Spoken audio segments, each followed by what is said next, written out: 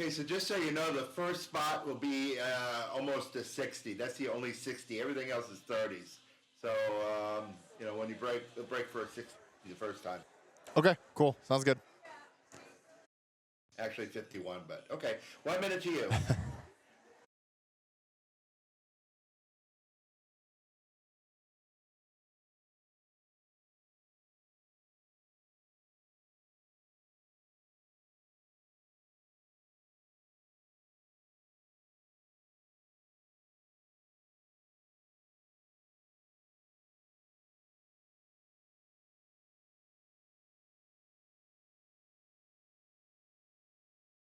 Thirty seconds to you.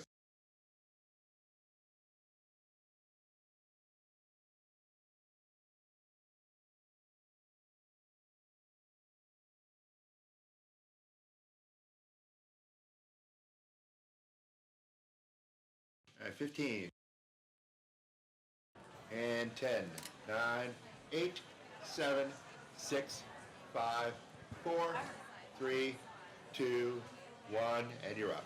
Hello and welcome to week 4 of the 2024 Evart Wildcats football season, where tonight we have Highland Conference action as the Pine River area Bucks come into Osceola Fairgrounds looking to get their first win over the Evart Wildcats since 2018. I'm Jackson Hyden, the voice of the Wildcats, and I'm excited to bring you another presentation of Evart football here this evening on B1039. Well, if you like offensive football games, last week was the game for you as the Wildcats stomped all over Roscommon, winning 52-13 to improve 2-1 on the year and 1-1 in conference play. Everett's defense forced a 3-and-out to open the game and instantly put the scoreboard operator to work as Aiden Anderson threw a 66-yard pass down the right sideline that was caught by Lucas Johnson, who took it to the house to give the Wildcats a 6-0 lead. Following another great defensive stop, Anderson decided to go deep once more on the second play of their offensive night, and it was caught again and taken to the house to give them a 12-0 lead. Finally, on their third offensive drive, Anderson connected with Noah Vanderlind for a 70-yard completion to give the Wildcats a commanding 18-0 lead. And well, from there on out, the Wildcats just continue to pour on, and the first time Roscommon was able to break the scoreboard was a kick 6 all the way back from in their own end zone. Well, usually this is about the time where we sit down and we have a conversation with head coach Ben Bryant, but our schedules unfortunately weren't able to line up this week. So we'll head into our closing remarks, and next week we'll get things going as we head up to Manton for the first time this year, as we have a few more seconds left here on the pregame clock. But week 4 kicking off here in Evart as the Wildcats look to improve to 3-1, while Pine River tries to make it 2 in a row and move back to 500. Well, you're listening to WBZX Big Rapids, and we'll be right back after these few messages here on B1039.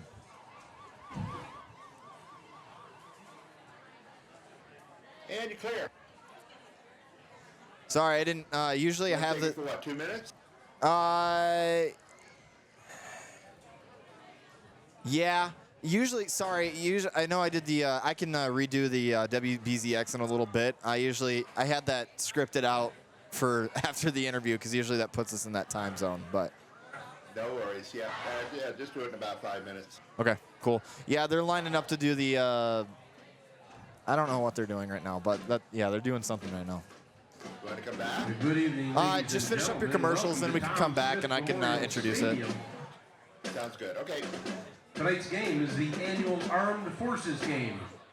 Continuing with the tradition, Pine River and Evart will play for the Traveling Armed Forces Trophy for the 15th time. The trophy is currently held by the Wildcats.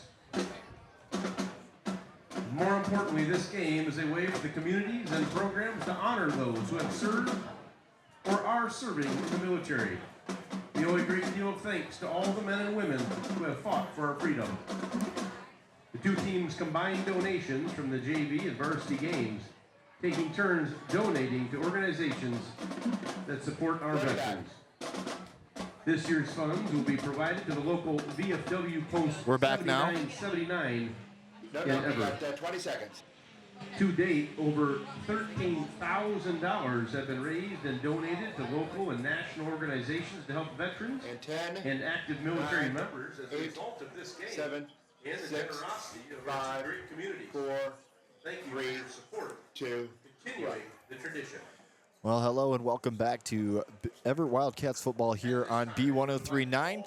We're getting ready for the national anthem here, presented by the Pine River Bucks Marching Band as well as the Evart Wildcats Marching Band. We'll have more on this here in a little bit, but for now, tune in and listen to this rendition of America's national anthem. Drum Major Alana Bentley, please wave or give the appropriate salute when your branch is being played so that we can show our appreciation for your service.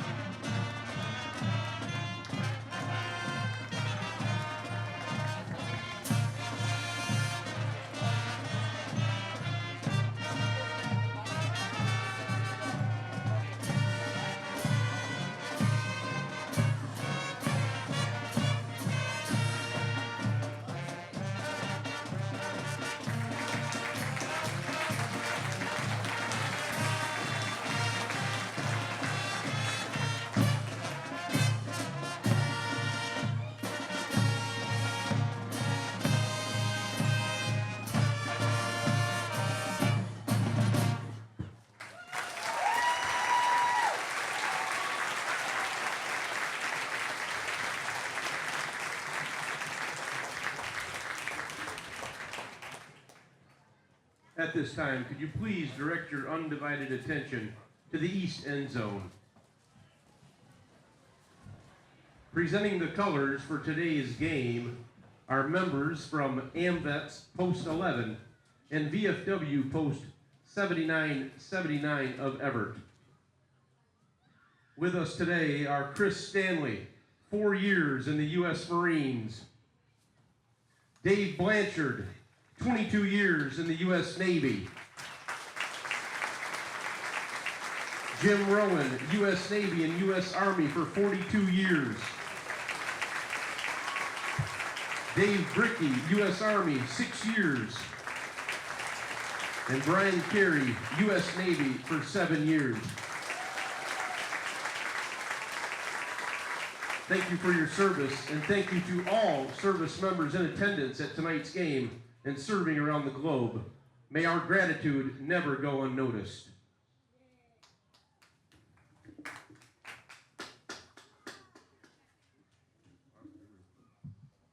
And now let us honor our veterans and our great nation by standing, facing the flag, removing our hats, and holding our right hand over our hearts for the playing of our national anthem, which is being played by the Evart and Pine River bands under the direction of Miss Michaela Warner.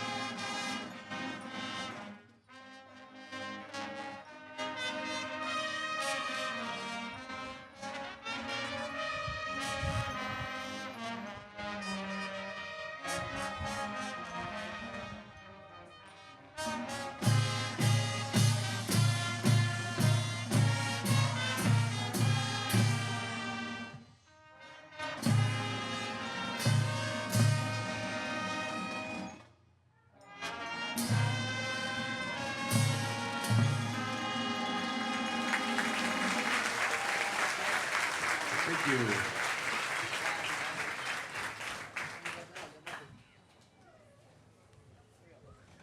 Both teams have elected to be introduced as a team tonight. And so occupying the south sideline, the Pine River Bucks. Well, there you have it. Tonight, the 15th annual Traveling Armed Forces Trophy battle as the Pine River Bucks and the Evart Wildcats get set to go here at the Osceola Fairgrounds here in Evart, Michigan. Week 4, Evart 2-1, Pine River 1-2. Both teams, well, one team trying to force a 500 record and the other trying to get back to 500. Well, the Bucks are coached by Mr. Bryant. the Wildcats will be wearing their all blue colored rush type uniforms tonight. Pine River in their all white uniforms with the antler on their helmet. Pretty neat uniforms. And a packed house as well here at the fairgrounds as we get set. Well, we're gonna step aside one last time before kickoff. 60 seconds and we'll be back. You're listening to WBZX Big Rapids. Okay, clear for 60. Did that fix the issues? Sounds better, yep. Cool. Otherwise, there's like a screen behind me. I could put it up on that ledge if it keeps worsening. The Bucks are coached by Ben Bryant, Mike Okay, I'll keep an ear on it. Jack Carter, Okay. Richard Landon, Eisenhower, Nick Bailey, Jordan Newman, and Jacob Graves. That whole ceremony sounded great. I mean, the fact that Yeah. you're undercover there, you know, that makes it sound much better. Yeah, I agree. Nice sound shell. All right, we're back at 20 here.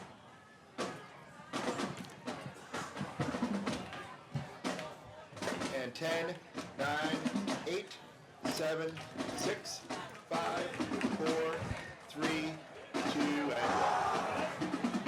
Hello and welcome back as we get set for kickoff. Band leaving the field. Both teams getting ready to go.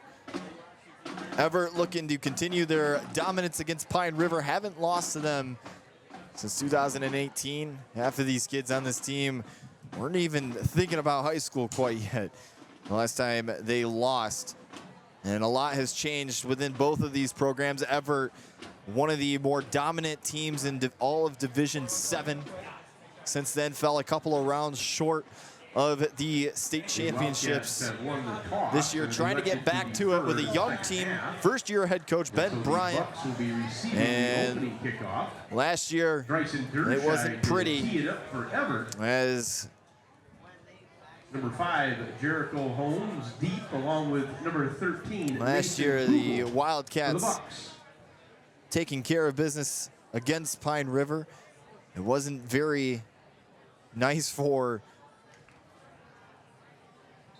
Pine River as they lost 39-6 as we get ready to go here a bit. We'll see how the passing game turns out yet again here tonight.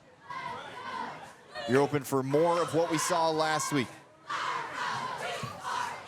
The kick is up and away from Derscheid as Derscheid punts it all the way down to the 10-yard line. It's received, picked up, got a hold down the left sideline, and there he goes, across the 50, 40, 30, 25, 20, 15, 10, 5, touchdown, Bucks. Mason Google, the junior, taking it to the house on the opening kickoff. And Evart is on upset alert here early. The special teams defense continues to be an issue here for Evart in the first part of the season, as Pine River will come on for the extra point. And man, oh man, we saw a kick 6 last week. And again here this week, only on the opening drive. And well, hey, if you're Pine River and you want to try to pull an upset here tonight, that is a way to do it. It'll be the man who just returned it 90 yards to the house. He'll come on to kick the extra point. And what a return. Had a wide open hole on the left side. Google, the kick is up and the kick is good. 7-0 Pine River. What a way to open up this game. And we'll see how Evart responds after getting that, after Pine River delivering the first punch of this game. The bands hadn't even settled into their seats quite yet.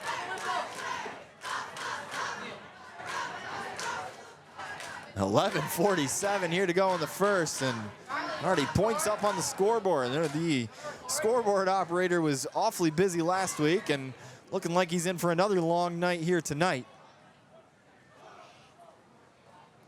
90 yards to the house by Mason Google. What a way to start. Well, while we're getting ready for the second kickoff, tonight, let's take a look at the Highland Conference standings. McBain in first place with a 3-0 record, 2-0 in conference play.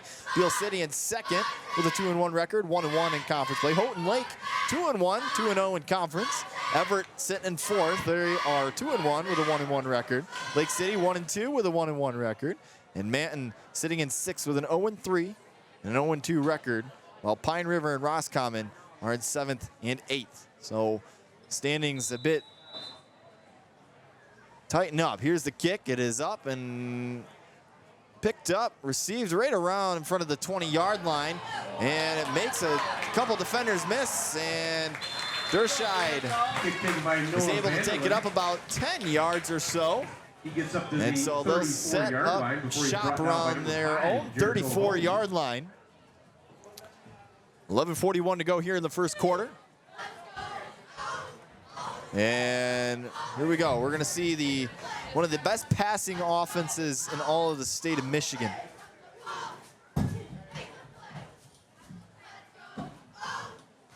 Aiden Anderson, Lucas Johnson, the 1-2.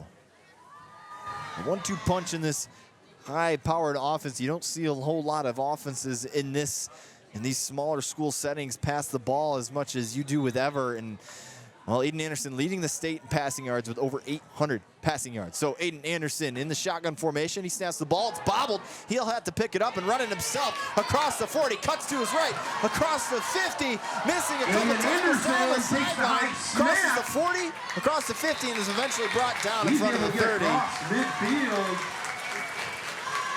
So what play turned from disaster, made the most out of it for a huge pickup, flips the field, and that'll set up shop on the Bucks' 33-yard line. 11:28 to go here in the first quarter. Anderson snaps the ball, hands it off to his back. It's Morgan who cuts it to the left and across the 20-yard line. Eventually brought down, so that'll be another first down for the Wildcats. First down. Cameron Swales, he's up there too in rushing yards. And Swales has been a nice bright spot with the injury of their upperclassman running back. Anderson, another high snap. He'll have to keep it, but some whistles on the play. And looks like there's a flag before the snap. False start on Evart, so they'll have to march it back. We've seen this a few times as the season has progressed. It's gotten better, but the penalties has been kind of a drive killer for Evart. And hopefully this time it won't hurt them as much as it has in weeks past. Makes it 1st and 15. So Cameron Swales, the running back in the backfield. Two receivers on each side. Anderson snaps it, hands it off to Swales. Swales runs it to the left and brings it just past the original line of scrimmage. Set up shop around the 18-yard line or so. Second and about 8 or 9. We're seeing a nice mix of the runs. No passing plays yet, although they haven't had a lot of nice snaps to get the pass up. Anderson, same look again. Snaps the ball. Hands it off to Swales. Swales to the left, cutting it over across the 10, and pushes his way and is brought down inside the 10. And it'll be 1st and goal as the Wildcats have just marched right down the field here. 1st and goal on the, looks like about the 7-yard line. Two receivers on each side. Swales to his right. Anderson snaps the ball, hands it off to Swales. Swales cuts it up the middle and breaks the goal line. And no call yet, but looking like it's a touchdown Wildcats. 7-6. We saw a lot of offense in the first quarter last week. And again here in the first quarter, touchdowns on both sides of the ball. So it'll be Dershide who lines up for the extra point to tie this game up. Saw a ton of touchdowns in that first quarter against Roscommon last week. And already very similar here tonight. Dershide, the left-footed kicker, lines it up. Snap is on, the place is down, the kick is up, and the kick is good. Looks like there was a flag on the play. Flag down on the point after try. And they'll have to march it back, so we'll see if they continue to go with the kick. Dershide has a powerful leg. Definitely still within range. He can definitely hit one within the 20-yard line, which you don't see a whole lot at the high school level. So we'll see what they're going with here. Looks like they're still going to go with the kick. Hayden Anderson, the placeholder. Dershide lines it up. Pine River showing a bit of a rush here on the kick. The snap, the place is down, the kick is up, and the kick is good. 7-7, 9:49 to go here in the first quarter. We'll take a break after this quick couple 1-2 punches here in the first quarter. We'll be back in 90 seconds, or excuse me, 60 seconds here on B1039. Okay, clear for, you said 60, right? Yes, I did. All right, I'm handing it off to Mike, so I will talk to you later. Cool, talk to you.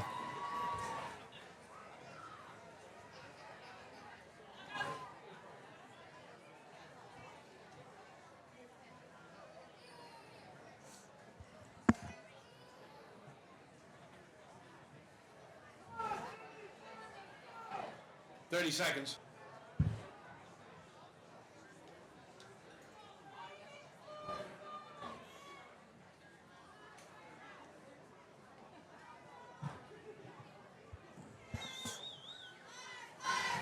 $10 seconds.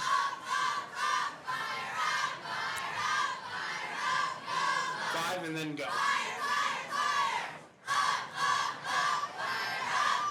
Welcome back here on B1039, getting ready for another kickoff here presented by Evart. 7-7, 9:49 to go here in the first quarter. It's been an eventful opening couple minutes here of this game. We'll see what Pine River has in store here on their second chance at the kick return. Mason Google, the man back deep who ran it 90 yards to the house. We'll see if they can try to do something again, but really you got to open it up to those front two lines on the receiving side. Really open up that wide hole to allow them to, you really could have driven a train through that hole. That's how wide it was. But Evart with the response. Now Evart will try to recoup on defense. Bryson Dershide on the kick. It is up and received around the 5-yard line. Jericho Holmes cuts to his left, stumbles a little bit, cuts into his right, across the 30, down the 35, 40, stiff-arms, and is brought down right in front of the 45-yard line. And man, Evart right now holding their breath there on that kick return. Lucky enough to bring them down. And so the Bucks will set up shop around the 43-yard line officially here. 1st and 10, and we'll get our first look at their offense. It's a similar style looking offense as you'll see for Evart. Very spread type of look, but they're not afraid to run it. Of course, winning 21-6 against Lake City, the team who Evart lost to 2 weeks ago. Hunter Johnson, the quarterback, in the shotgun, pistol formation look. receiver in motion as he runs to the right, flips it to that receiver. That's Google, runs it around the right side and is met by a defender, but trucks his way through and gets maybe to the 50-yard line.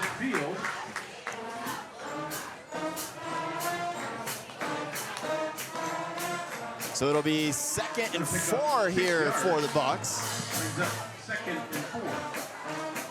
15th annual Armed Forces Trophy battle between these two schools. Evart has owned this rivalry over the last 5 years, but Pine River trying to take it back here tonight. Johnson with the receiver in motion, hands it off to, fakes it to that receiver. And Johnson will keep it himself as he gets stopped just short of the first down line. So it'll be about 3rd and inches here with 8:47 to go in the first. 7-7 is our score. Brought down by McCoy and Mitchell. Kick 6 to open up the game by Pine River, and then Evart responded by going right down the field, running the ball, averaging about 10 yards a play. So still waiting on the play call. Everybody checking their wristbands on Pine River's side. And we'll see if Evart can continue their 3rd down success defensively. Johnson, the receiver in motion going to his left. He tosses it, and Evart sniffs it, but it's a nice juke by Holmes, who gets brought down around the 42-yard line. There is a flag on the play. It was enough for 1st down, but we'll see if this will be brought back. Will be an unfortunate penalty for Pine River. That's looking like they're pointing towards that way.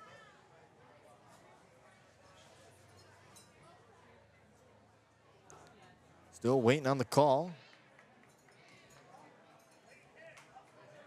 And it's going to go against a late hit out of bounds by Evart.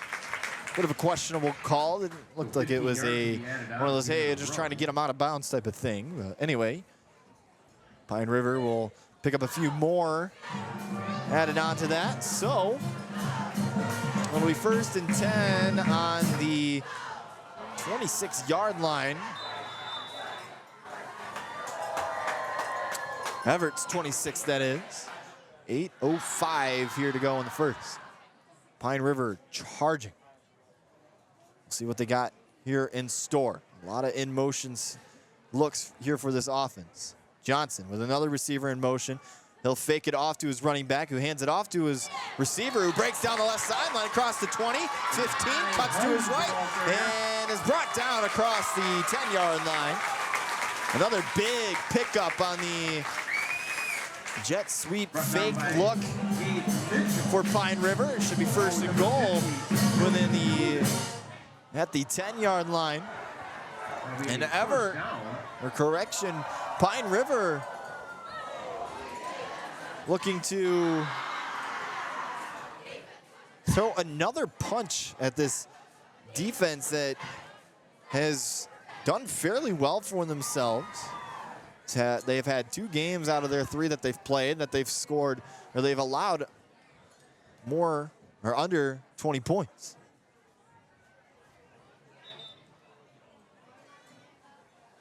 So now we're getting a whistle here from the refs as they try to figure things out. They're calling over Pine River's coaches. I'm not quite sure what they're discussing here.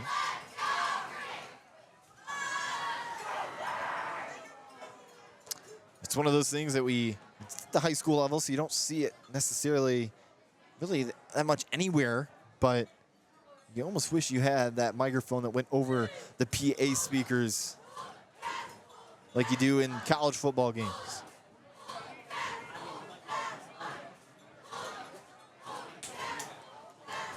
So 7:42 here in the first. 1st and goal at the 10 for Pine River as they try to recapture this lead. And man, something tells me that's going to be another offensive night, another high-scoring affair. Nothing wrong with that. 2 receivers on each side running back behind Johnson. Receiver in his motion left to right, hands it off to that receiver, who runs it around the right side and pokes his way into the end zone. Touchdown, Pine River, 13-7.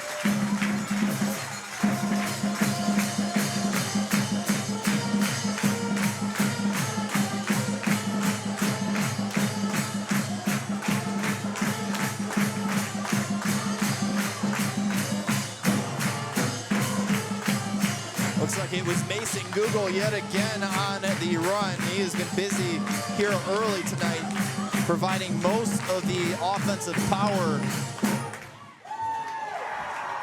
for the Bucks. And here's Google again for the point after attempt.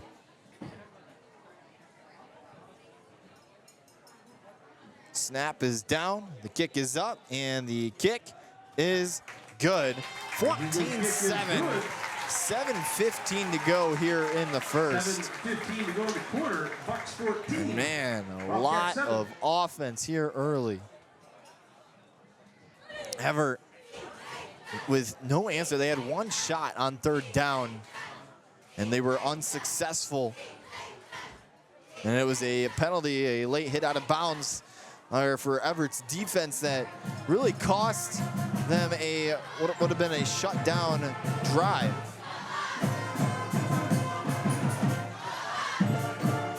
Well, tonight's broadcast wouldn't be possible without some of our sponsors.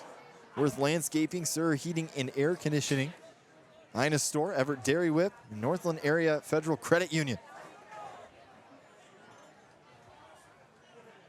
I think all of our sponsors throughout this season makes this football season a lot of fun. Traveling to a lot of small neighborhoods, seeing a lot of new places, calling a lot of good football too. So Pine River lining up for the kick. It'll be Bryson Derscheid who will be back to deep to return. Aiden Anderson to his right. Jericho Holmes to kick it away for the Bucks. Noah Vanderland deep for the Wildcats. 7:15 to go here in the first. The kick is down and away. And Vanderland is going to have to pick it up within his own 10. He's got a lot of work to do if he wants to do this. Across the 10, across the 15. Stiff arms a guy and is brought down in front of the 25. Vanderland takes the kick up to the 25-yard line. And the Wildcats will set up right in front of the 25-yard line. And I think the look there for Noah Vanderland was to just let the ball bounce and roll into the end zone and potentially get a touchback. But sometimes this grass a little too long, and well, as the sun goes down, the grass will get a little bit more wet, and it kind of kills any sort of bounce that you're going to have on the ball. So now we're getting a whistle here by the refs. Now we're ready to go. Ball boy taking forever to get off the field. Two receivers on each side of Aiden Anderson. Cameron Swales to the right of him. Anderson snaps the ball, hands it off to Swales. Swales cuts to his left across the 30 and is brought down. And it should be about 2nd and 3 here. Picks up 7 yards. Under 7 to go here, 6:54 officially. Number 5, Jericho Holmes. This one has been an eventful night of football here in the first quarter. 21 points combined. Two receivers to his right, one to his left. Anderson snaps the ball, high snap again. Anderson's gonna have to keep it, stiffs arms a guy, and let's see, should have enough for the first down. Aiden Anderson takes it off right tackle. Brought down We'll see if they give it to him. Looks like he's gonna be stopped just short, so 3rd and inches here for the Wildcats. And right now, the center for the Wildcats, Gabe Mitchell, struggling snapping the ball. He's had a ton of high snaps, something we haven't really seen at all this season. Still no passes from Aiden Anderson. Potentially maybe a couple of pass plays that. It's going to be a first down. And they're going to give the first down to the Wildcats. So 1st and 10 at the 32. Anderson snaps the ball, hands it off to Swales, who runs it up the gut, across the 40, across the 45, 50, spins his way through, and is tackled right in front of the 40-yard line. Flips the field, and what a nice run by Swales, who's on fire right now. And what happened to this Evart offense? A team that passed for over 470 yards a week ago, just been running the ball across the play, but unfortunately, there was a flag on the play, and the play will be brought back. It'll be a 10-yard penalty. It will replay first down. So it'll be first down and a little bit longer this time. We'll see if we see our first pass play of the game.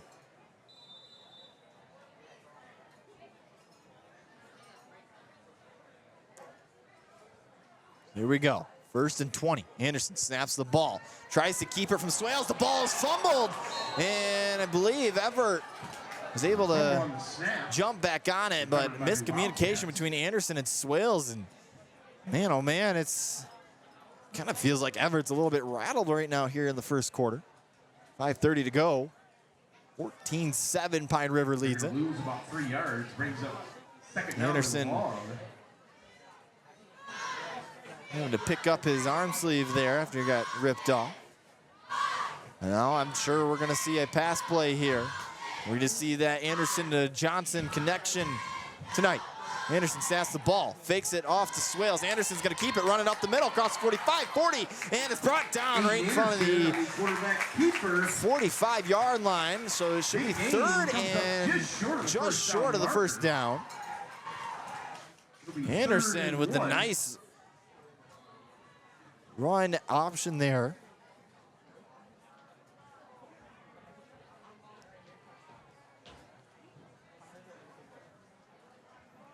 .446 to go. Anderson snaps the ball. He'll hand it off to Swales. He runs it up the middle and will get enough for the first time. Barely, though.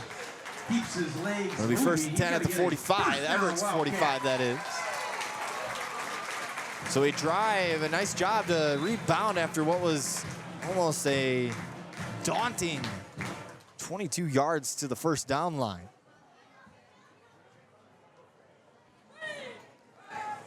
And right now, Pine River giving Evart a run for their money here in the first quarter. Anderson with the receiver in motion, moving it to his left, hands it off to the receiver. Actually, Anderson keeps it up the middle and is brought down for another first down in front of the 40-yard line. Picks up 13 yards. Faked it off to Brandon Magnuson there. 4:15 to go here in the first. Anderson doing a nice job at reading a lot of these plays.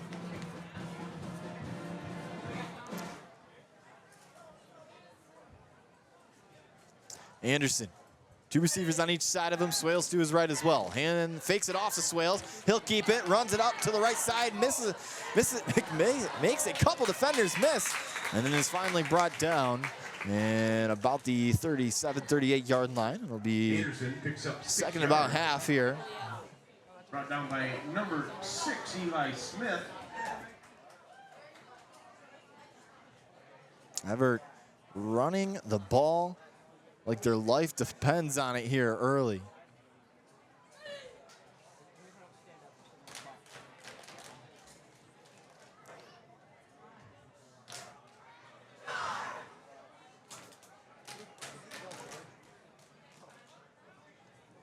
Anderson snaps the ball, hands it off to Swales, runs it up the middle, and this time they sniffed it out. Cameron Swales straight ahead. You get enough for the first down? I don't believe so. It's going to be third and short here. Brought down by number 71, Hunter Shelton. Third and 2 coming up to the Cats.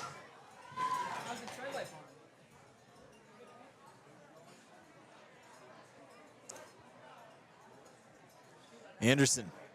Still no pass plays for these Wildcats. Snaps the ball, hands it off to Swales. He runs it up the middle. It's enough for a first down. Cameron Swales, that'll be first down, Wildcats. And it'll be first and 10 at the 31-yard line. Entering the red zone area. 2:30 to go here in the first. 14-7, Pine River leads it. This has been a long, methodical drive here for Evart, really wearing down this defense, and this defense hasn't really had any idea of how to stop this run.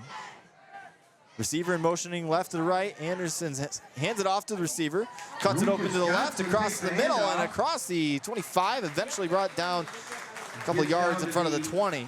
23-yard line, 8-yard pickup, make it 9. Will be just short of the first down. Second and about 2 here. 1 or 2 to go here in the first.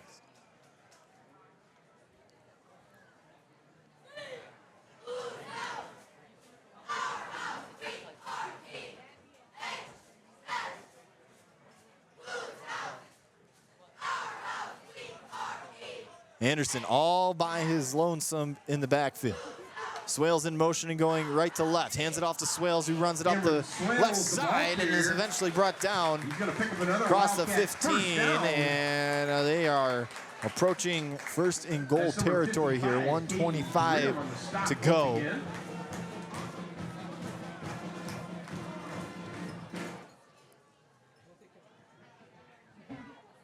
They have really taken the game in their own hands here.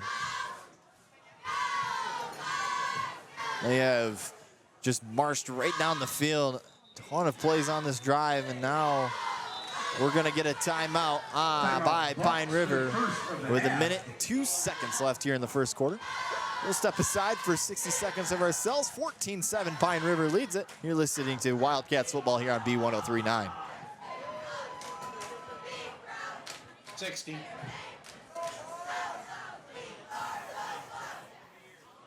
During the second quarter of tonight's game, players will be traveling through the stands, collecting donations. The contributions from both last night's junior varsity and tonight's varsity game will be split between the VFW Post 7979 in Evart and the Operation Purple of the National Military Families Association. Last night at the junior varsity game, nearly $500 was raised. 30. Let's see if we can double that tonight, folks. Look for those junior varsity players coming around during the second quarter.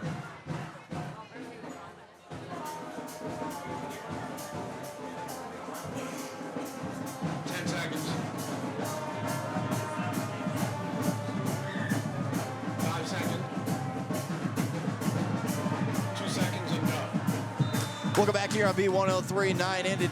Aiden Anderson all by himself in the backfield. Two wide receivers on each side. Receiver in motion and going right to left. Hands it off to that receiver. It's Vanderlyn who runs it up down the left sideline and shoves the receiver to the ground, but it's going to be about second and about 2 or 3 here. So they're inside the 10. The touchdown for Evart is inevitable at this point. Still no passes for Evart. Perhaps they're working on something, but they're running the ball quite well here tonight.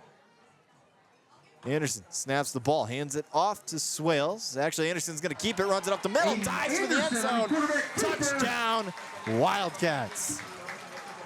He's going to be down at the 1-yard line. They're going to mark him down, and he tried to dive for it. Didn't quite go his way. Not the best of views for myself from up here. Further away the game gets. 14-7. Here in the first quarter, 30 seconds to go. Clock ticking. And now we're getting some whistles. Not sure about what. I think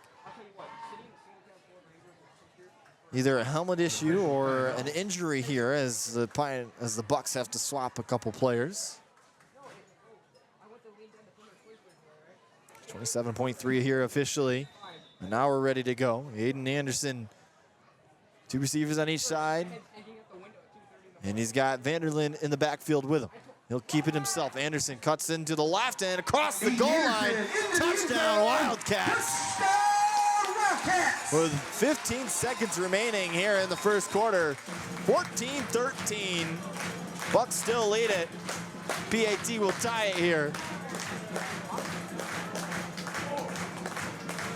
And one of the longest methodical drives you've seen all season from this Evart football team. Started with the ball in their own territory at the 25 and just ran the ball down the throats of the Bucks. Nothing better than some good old-fashioned run the ball. You know the locals have got to like that type of play. Dershide on for the kick. Snap is down, the kick is up, and the kick is good. 14-14 as the Wildcats tie it up. And they'll have to kick it off and have to be a little bit worried about this kick return team. They've been lethal for Pine River. Last thing you want to do is go into the break, or the first quarter break, down. We'll stay right here. Stay here until the end of the first half. But Cameron Swales, the only other person that has more rushing yards than him on the season is the quarterback, Aiden Anderson. Swales, well, 132 yards entering today's game, and he has ran the ball all over the place tonight.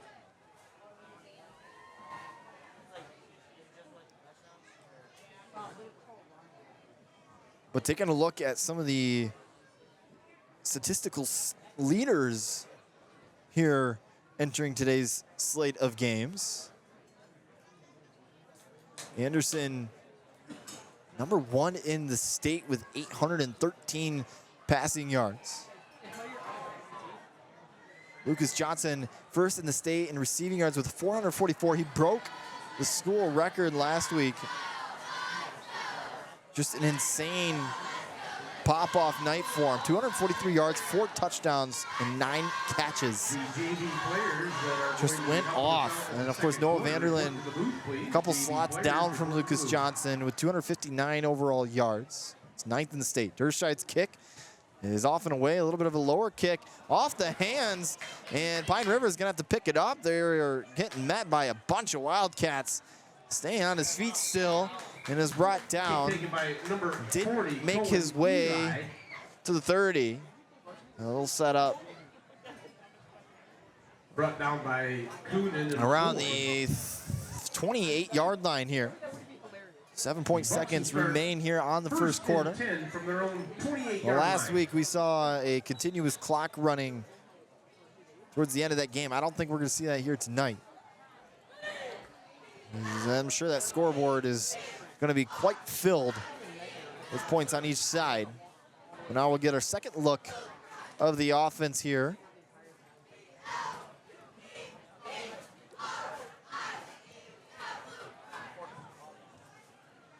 Hunter Johnson in the pistol formation, receiver moving right to left. Hands it off to one of the receivers on the fake give. And it's Google again.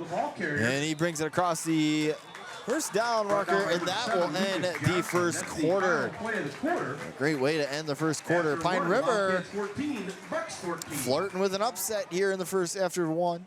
14-14. We'll step aside for a quick 60 seconds. You're listening to Everett Wildcats football here on B1039.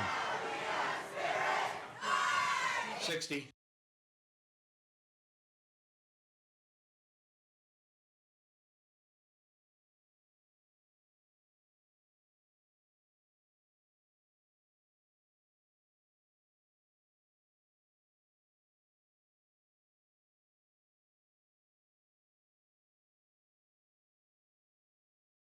$30.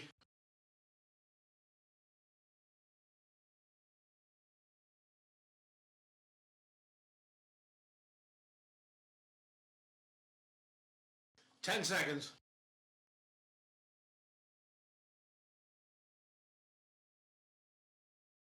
Two and go. Welcome back here on B1039. Osceola Fairgrounds is the location. Everett and Pine River is the game. As we get a fresh 12 minutes on the scoreboard. 14-14 is the score, and Pine River hanging around with Everett. They're really giving them a run for their money. Quite literally. Pine River opened up the game with a kick, 90-yard kick 6. That was by Google. And now we're going to see what they've got in store here. Hunter Johnson, the quarterback in the pistol formation. We've seen kind of a similar style to what Lake City ran. A lot of, although there's a lot more pre-snap motion coming from Pine River this time around. Hunter Johnson ready to go here. 2 receivers on each side. Running back behind him, Johnson. Motioning, hands it off to his receiver, who is brought down right in front of the 40, so maybe about a pickup of a yard or so. 2nd and 9. And we saw this, we've seen the struggles all season long with the rush and this Wildcats defense. wasn't as much of an issue last week, but a couple weeks before that, they let up a combined over 500 rushing yards in the first 2 weeks. And it reflected in their record as well. Johnson motioning his receiver left to right, pitches it to that receiver. It's Google who cuts to his right and then is brought down. Another pickup of about maybe a yard. Maybe picks up a yard. So 3rd and 8 here, and Evart trying to force their first 3 and out of the night. That would be a huge win for this defense to try to give their offense a chance to go right down and take their first lead of the night. Now a big play call coming up here for Pine River. We'll see what kind of adjustments Ben Bryant and co came up with in those quick 60 seconds in between quarters. Johnson, different type of look in the backfield. Receiver left to right, fakes it off to Google. Johnson is brought down, being in the backfield for a tackle for loss of about 5. And it's going to be about 4th and 12 here. And for the Pine River, but the flag on the play. For Evart, you're hoping that goes towards Pine River. It's going to be a false start on Pine River, and that's about the best case scenario, it feels like, for Pine River. Get another crack at trying to grab that first down. And this is no accept or decline penalty for Ben Bryant. This is, well, it happened before the snap, so they got another shot. So a mistake, but maybe it's not. See what Pine River will go with here. We haven't seen Pine River pass it at all tonight. Just a lot of pre-snap motion from the receivers.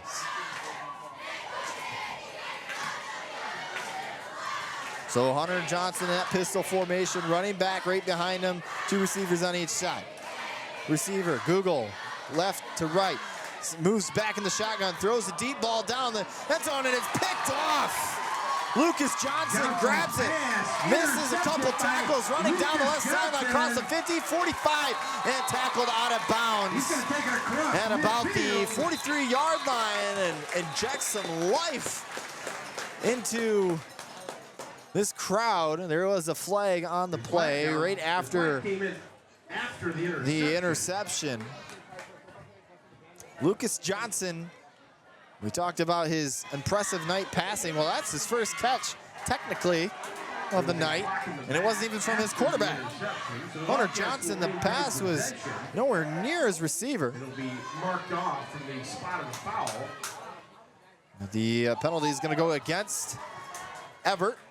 And they'll still retain possession here. 1st and 10 from their own 48-yard line. So 9:59 to go here in the first half. 14-14 is our score. Evart with a chance to grab their first lead of this game. So Evart ran the heck out of the ball in the first quarter. We'll see what they've got here in the second. 2 receivers on each side. It's Cameron Swales in the backfield with him. Anderson snaps the ball, fakes it off to Swales. He'll keep it, run it up the middle, across the 40, and brought down around the 35.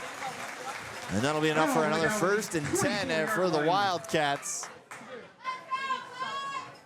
Make that the 36-yard line. We'll start with the ball at the 36. And Aiden Anderson has just done that all night long, where he has really pulled the ball a ton. And there's been a lot of equipment issues for Pine River here tonight, as you got a ref working on what appears to be Cohen Eli, one of the defensive linemen there. But now we're all ready to go. Same look, same formation for the Wildcats. Anderson snaps the ball, hands it off to Swales, who runs it up the gut and brought down in front of the 30. Cameron Swales takes it Nice off pickup of about 5. 2nd and 5 here Picks up about 4 at yards the 32-yard line. Paul Schrader. 9:20 to go here in the second. It's been an offensive game. We finally saw a defensive stop for the first time tonight. Can Pine River pull out a defensive stop? We'll see. Everett's charging. 2nd and 6. Anderson, high snap again. Anderson's gonna have to create some magic, and he's gonna be brought down in the backfield. Big loss of about 5 there. It'll be 3rd and 11 here. 3rd and 12 officially, it looks like. And these struggles for the center, Gabe Mitchell tonight, continues. 12 coming up for the Wildcats. A night unlike any other that we've seen.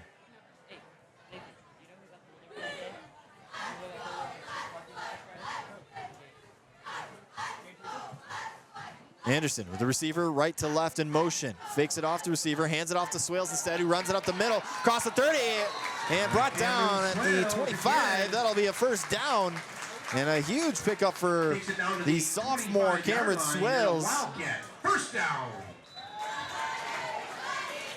And their run game is just unstoppable tonight. Maybe a bit of a different, maybe this is all by design.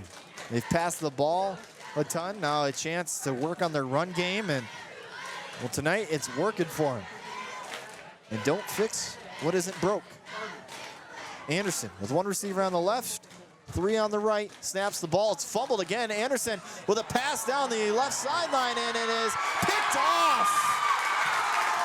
Eli Smith with the catch in the end zone. That'll be a touchback. Intercepted in the end zone.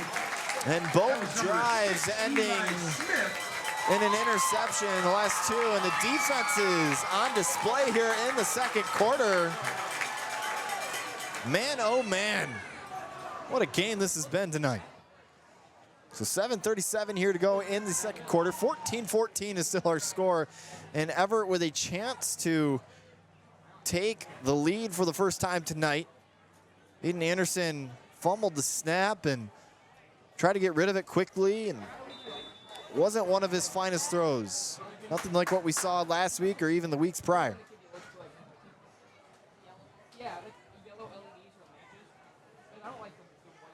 So we'll see if Everett's defense has another stop in them. Pine River will set up at the 20-yard line. Hunter Johnson with a couple running backs beside him.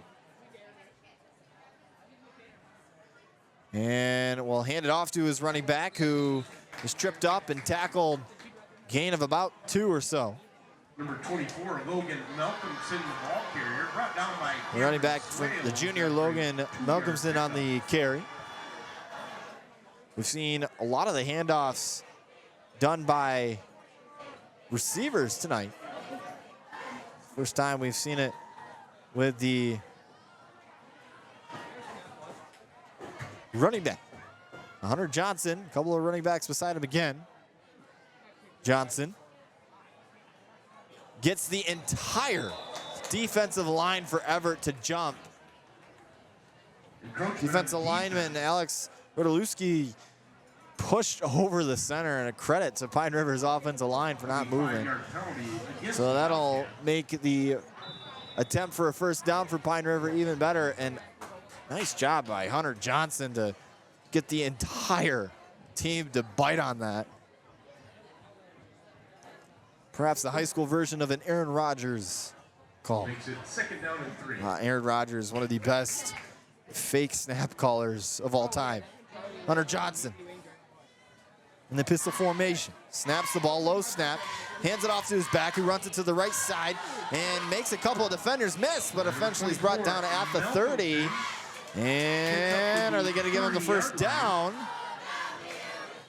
They will. That's enough for a 1st and 10 at the 30. Tackled by Magnuson and McCoy. Pine River's 30 is where they're at. 6:10 to go here in the second quarter. Helmet walking around the stands here. The Look Bucks for number 26 for the Bucks. are trying to grab a lead right before halftime. Perhaps milk out this clock and make Evart be down going into the locker room. Johnson trying to make the defense jump yet again. Unsuccessful though. Johnson snaps the ball, hands it off to his back. This is Malcolmson again, who runs to the left side and is tripped up Gain of Picks about up 2. 3 yards before he's brought down by number 2, Aiden Anderson. Quarterback Aiden Anderson on the tackle.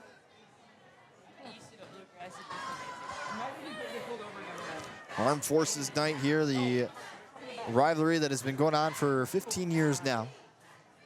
Pine River trying to put an end to this 5-game losing streak that they've had against Evart. Johnson, pistol formation.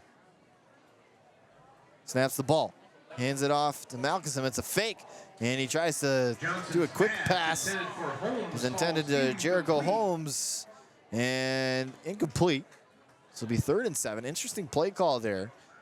Hunter Johnson has not looked very good throwing the ball tonight. 3rd and 7 coming up for Pine River.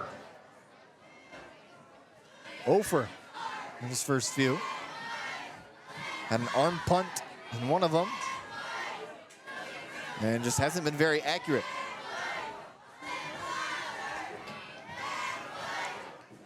Under 5 to go, 4:58 to go. Johnson, same look again. Receiver motioning right to left, hands it off to Google, and there's a flag on the play. False start on Pine River, so this will move the ball back. This is not what you were looking for here. False start against the Bucks. That'll push the ball back a few yards. It'll be 3rd and 12 now instead of 3rd and 7. And this could have been a really big statement drive for Pine River. Instead, it is stalled out here just before midfield. But if you're Evart, you're hoping to get the ball back and see what Aiden Anderson has to do to recover here. Potentially score maybe before halftime, get the ball back at halftime, trying to make a 2-possession lead. Hunter Johnson snaps the ball in the shotgun. He's throwing. He rolls out to his right, and he is sacked at the 20. A big loss on the play.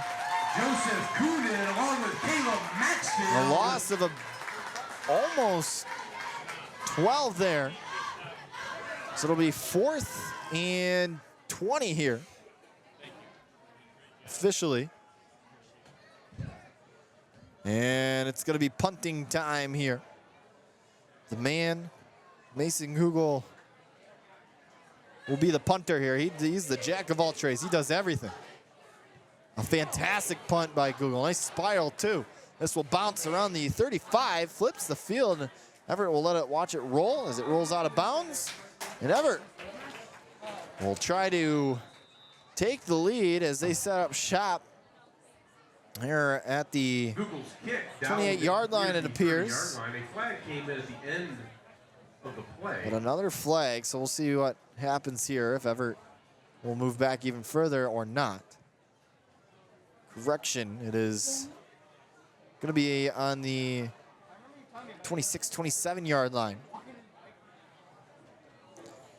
The field looking phenomenal here tonight. Personal foul against both teams. That'll be an offsetting penalty. You hear it there by public address announcer Josh Johnson. Personal foul on both sides. It'll offset.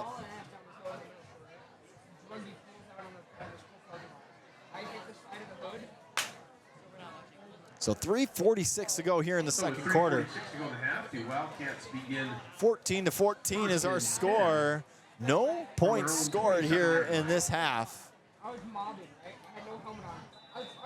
Aiden Anderson in the shotgun formation, 2 receivers on each side. Cameron Swales joining him in the backfield. They're looking for the play call from Ben Bryant on the sideline.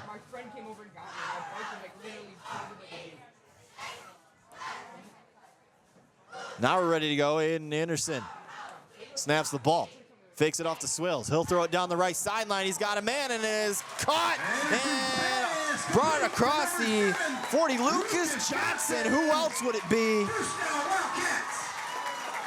A big first down on the first play of this drive, and there's that passing off. It's the first time that we've seen Evart complete a pass tonight.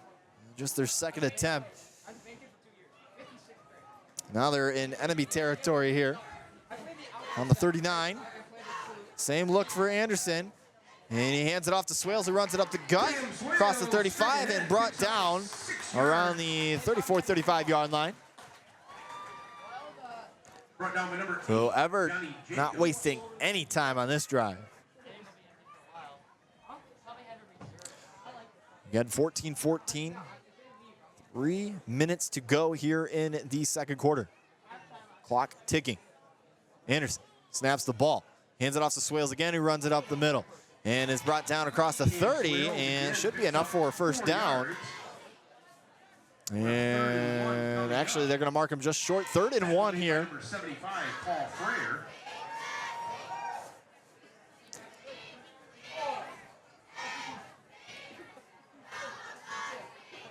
So we'll see what they have in store here on 3rd and short. A high snap, hands it off to Swales, who runs it up the middle again and tripped up and lowers his shoulder and gets tackled right around the 15-yard line. Down to the 15-yard line. First down, Wildcats. And right now, Pine River looking gassed, as though they have really used all of their energy here in this first half on just trying to keep this game tied, or at very least, now at moments, giving them the lead. Now we're getting another officials timeout. Yet another helmet issue for this Pine River team. We've seen that a ton here tonight. This time it looks like it's one of their secondary players.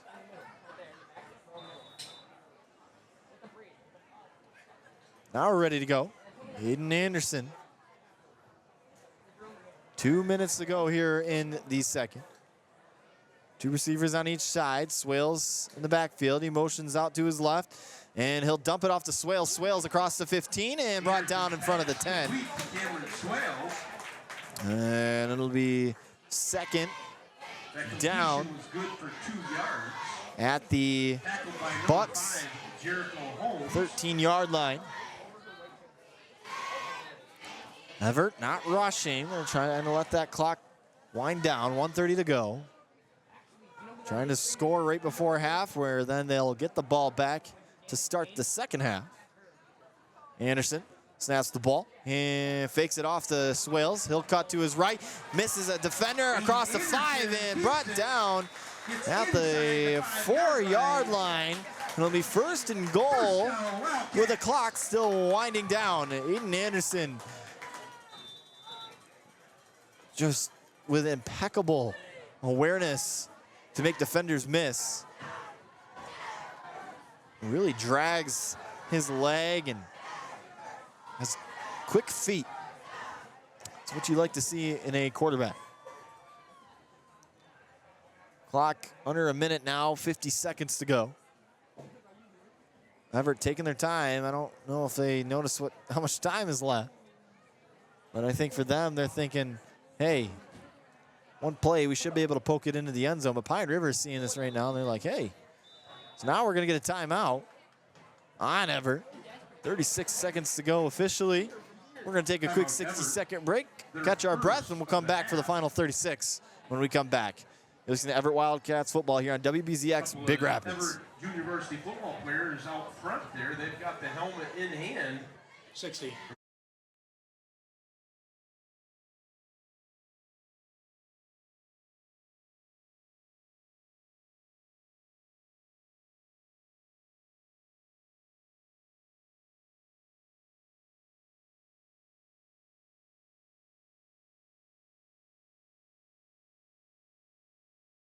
$30.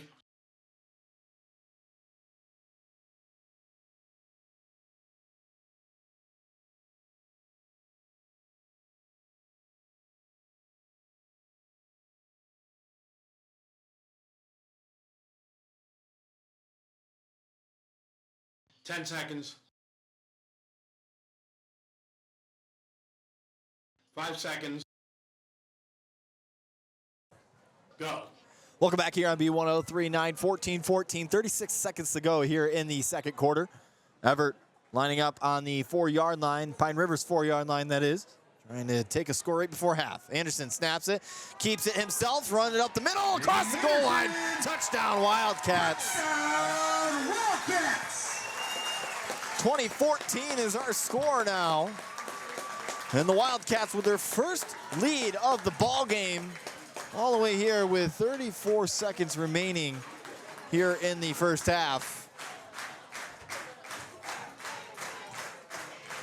Evart wasted a lot of time on that drive, did exactly what they hope, and now they're just hoping to get a stop on the kickoff, and furthermore, not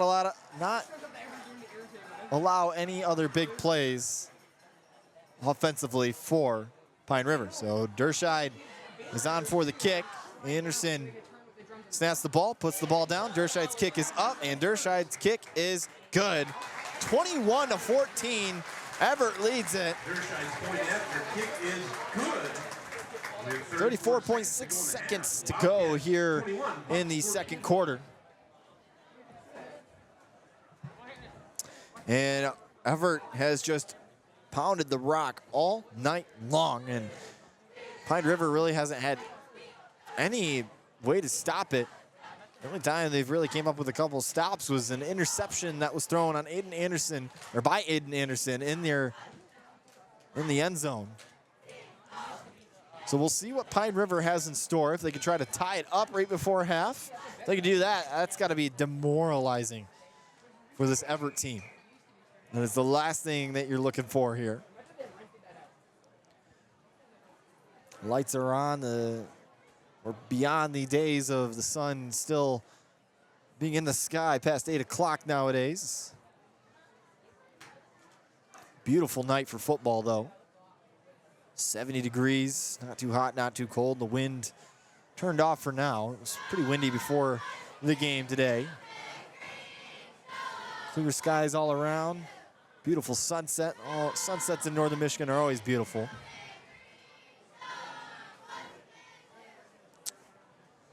I like to argue I'm the broadcaster for the Traverse City Pit Spitters, and the sunsets there at Turtle Creek Stadium are unlike any other. If you ever get a chance to go out to one of those games, I highly recommend it, especially on a beautiful day. Derscheid lined up for the kick, and he will just pooch it, and it's bobbled, and Evart unable to recover it, but Pine River had the fall on it at the 23-yard line officially, and that could have been real danger for Pine River. Had they not recovered that, Evart would have had only 23 yards to go to the goal line with 30 seconds to go, and it could have been looking like how everybody thought this game was going to go. So with 31 seconds officially on the scoreboard, we'll see what Pine River has in store. Are they going to be aggressive here, or are they going to just run the ball and head into the locker room? I'd say try to be aggressive. Try to break open for a big play. Never know what happens, especially at this level. Johnson, pistol formation. Receiver motioning right to left. That's Google. He'll pitch it to Google. Google cuts open to his right, down the left sideline. Still not tackled across the 35 and brought down. A nice pickup.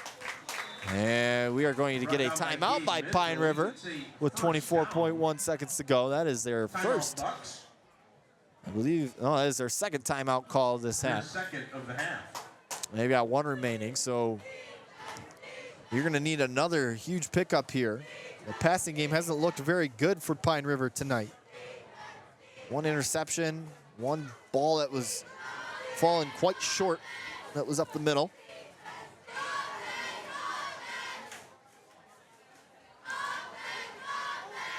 (21-14), Evart leads it. They are the only ones to score here in the second quarter. Both teams scoring 2 touchdowns in the first. It has been a defensive showcase here in the second quarter.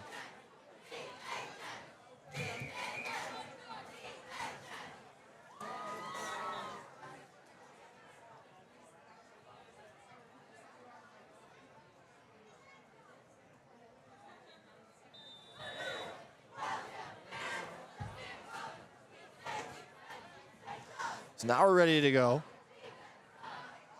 Johnson, pistol formation again. Receiver and motioning left to right. He'll pitch it off to Google, who runs it around the right side. He's got an opening and is brought down in front of the 50-yard line. Right side. And Picks up 8 yards. head coach for Pine River saying, hey, let's hurry it up here. 8 seconds to go. Johnson quickly throwing the ball. He'll throw it left. It's caught. Google will get hit out of bounds, and with 0.2 seconds to go, the clock will stop.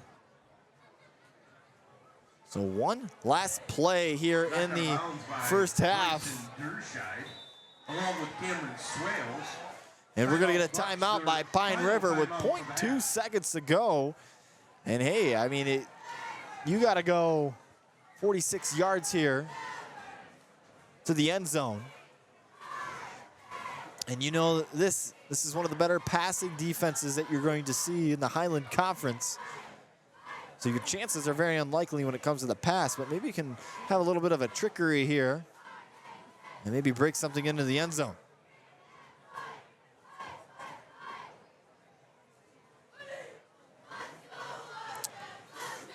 Well, once again, we would like to thank our sponsors for making tonight's broadcast and every Friday night's broadcast possible. QB Propane, AJ's Event Center, Big Rapids Roofing, RCB Contracting, Lang Mechanical, and Ice Mountain Natural Spring Water.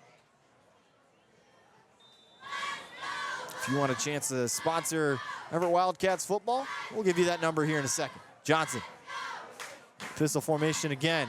One last heave here. He'll keep it. He moves back, and he's got to evade some pressure, and he's sacked for a loss. And that's how the first half will end. Joseph Coonan, that'll be the final play. Well, at the end of the first half, Evert 21, Wildcats 21. Pine River 14. We'll have an extended halftime here as Armed Forces Night here tonight. There's special presentation going on between both schools' marching bands and some other 50-50 raffle tickets. We'll talk about it in a little bit coming out of halftime.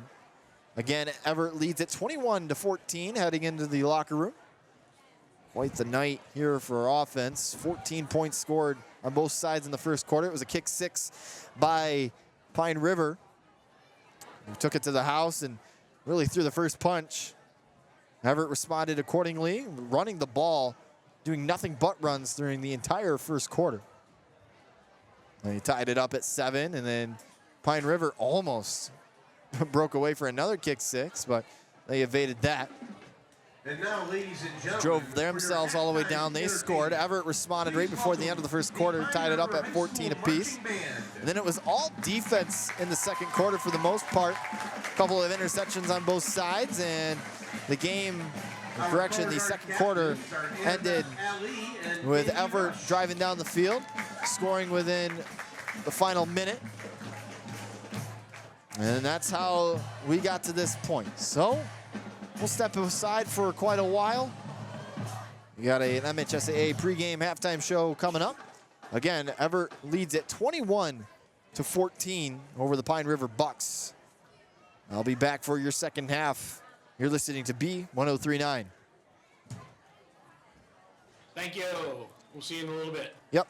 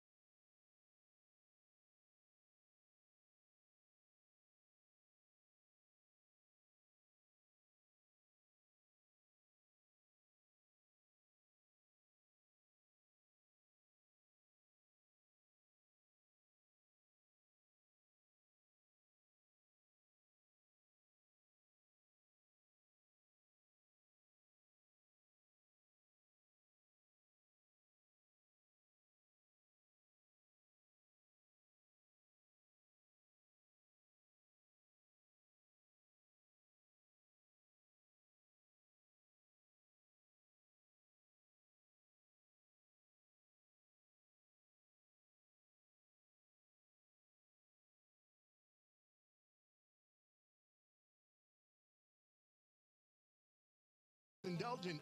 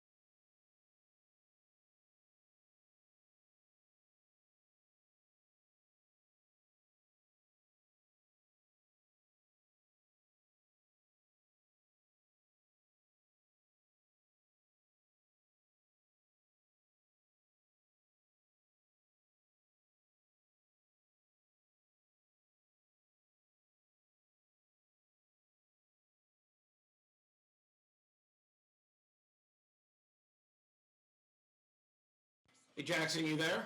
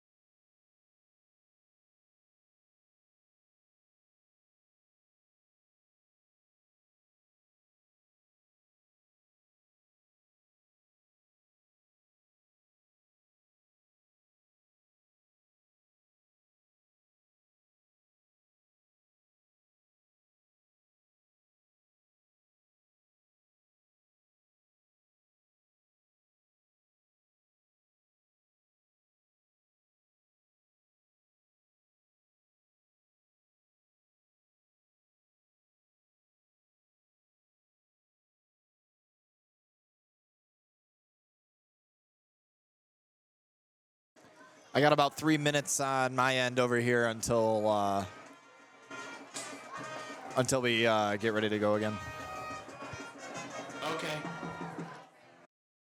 When do you want it back? Let's bring it back in a minute and a half. Sounds good.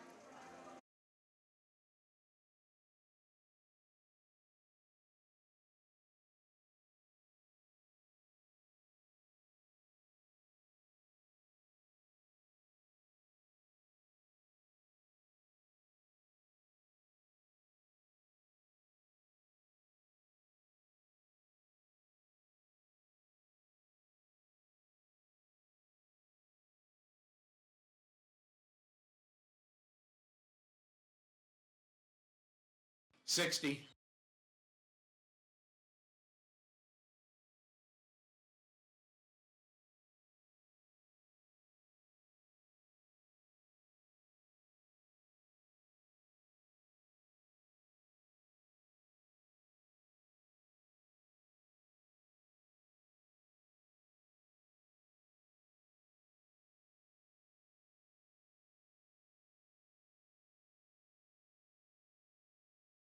$30.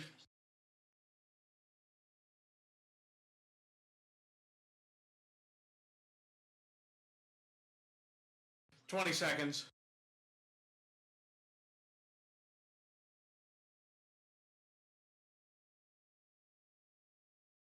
10 seconds.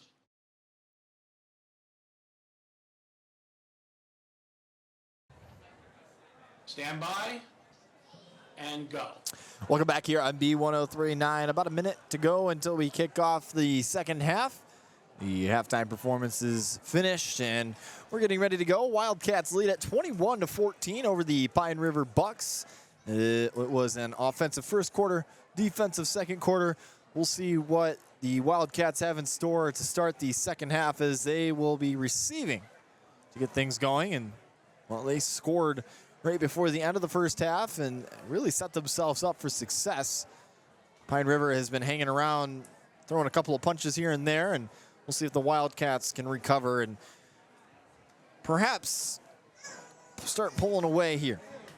Well, again, we'd like to thank some of our sponsors this evening for making every Friday night possible here on B1039. Ice Mountain Natural Spring Water, Neptune's Ice Cream Shop, Miller's Liquidators and Store Fixtures, Extremely Clean, Waldron Well Drilling, and, of course, B1039. And if you want to sponsor, call your best friend Jen at 231-796-1103. Again, 231-796-1103. We'd love to have you on here. And, well, Evart looking to improve to 3-1 on the season and trying to force Pine River to go to 1-3 on the season. And, well, Evart has a lot of potential to really make a deep run in this playoffs, but they really got to clean some things up. And I think a lot of it starts on the defensive end, really trying to convert on getting those third down stops.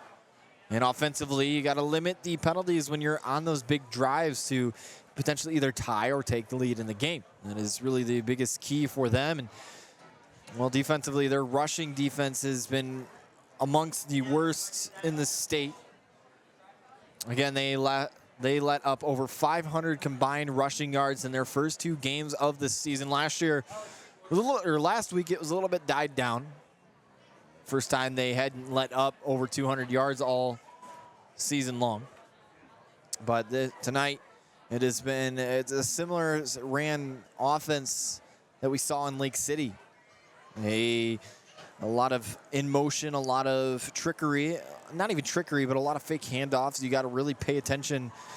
Ben Bryant talked last week about how to stop that. And he said, he assigned each player has an assignment. They have a player they have to watch. And, well, with as young as this defense is, sometimes you panic, sometimes you pull away, and sometimes things open up and stuff like the score running up happens. And that's what happened in Lake City. Taking a look at the schedule coming up for the Wildcats. Well, we got some time here, about a minute to go until we kick off. But Evart will head back on the road for the first time in a couple of weeks. They'll head to Manton, and then they'll come home for the big conference matchup with Beal City. They got a rough couple of weeks coming up. They got Manton, Beal City, McBain, and Houghton Lake. They got McBain twice over the next month. But it'll be a fun couple of weeks. Some good football. I'm sure the blowouts will start dying down as teams start to become into one of their own. McBain, the only remaining undefeated team in the Highland Conference. Beal City in second, Houghton Lake in third, and Evart in fourth. Lake City, Manton, Pine River, and Roscommon round out the Highland Conference here to start this 2024 season. As we get ready to go here, both teams getting ready to kick off. And we'll try to grab a look at some of the scoreboards here. More specifically, Division 7. A little bit harder. Not all teams update their scores, but Ithaca right now up 82-0 over Carleton of Saginaw. Excuse me. Monstrous lead over there. Let's see what else we got going on in the Division 7. Muskota and Elk Rapids in action here. St. Mary Catholic Central, I think Airport, Roscommon and McBain tonight.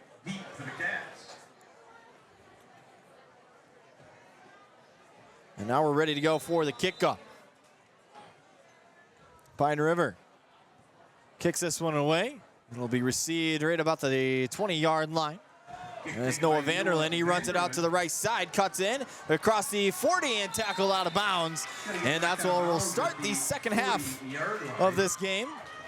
Number 24, Logan Malcolmson on the stop. A nice return there by Noah Vanderlyn. Vanderlyn and Lucas Johnson, the 1-2 in terms of receivers on this team.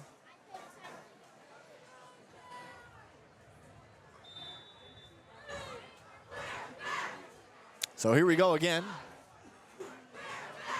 It'll be Aiden Anderson in the backfield. Cameron Swales behind him. 2 receivers on each side. We'll see if the passing game is more in effect here in the second half. Snaps the ball. And he'll keep it himself. Anderson around the left side, across the 45, across the 50, 45, 40, and brought down in front of the 35-yard line, and a big pickup here on the first play of the second half. Aiden Anderson again with the quarterback keeper. We've seen him do it all night long and has picked up monstrous gains on each time he has kept it. We'll see if he can continue that again here in this half. The ball on their own 38-yard line, 1st and 10. Here, third quarter. Anderson keeps it again and runs it up the middle, 35-30. Cuts over in the middle, 20, 25, 10, 5. Touchdown, Aiden Anderson. 2 plays for 6 points. Makes it a 2-possession lead for the Wildcats. 27-14, 11-13 to go here in the second quarter. Aiden Anderson wasting no time to find the end zone. 2 runs and a touchdown for him. And now it'll be Bryson Dershide who goes on for the kick. And man, Pine River just coming out sleeping out of the locker room. And now they'll have to find a way defensively.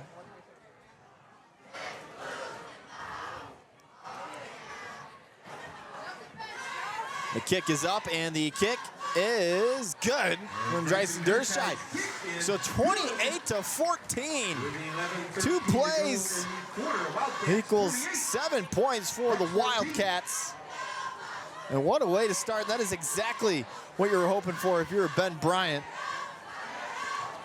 And I don't know what type of changes you saw in that locker room, but they went out looking like they drank their caffeine at halftime. Pine River is going to have to try to find a way. Down 2 possessions, a lot of football left to be played. But with a team like Evart, you got a lot of work to do. So Pine River setting up shop on the kick return. Google in the back deep to receive. He's already taken one to the house. It was a 90-yard kick 6 to open up the game. Took him 13 seconds to go 90 yards. Faster than I could ever run 90 yards, that's for sure. So Bryson Dershide getting ready to kick this ball down the field. And we'll see what kind of changes we make defensively as well.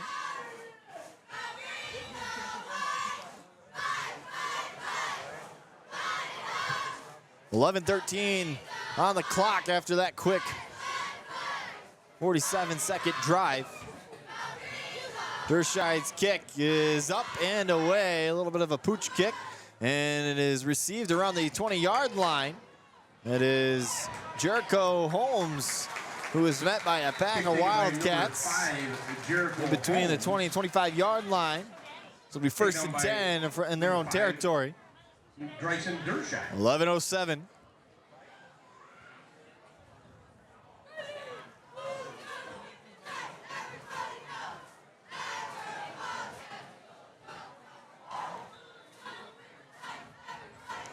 The ball would be placed at the, looks like at the 22-yard line officially.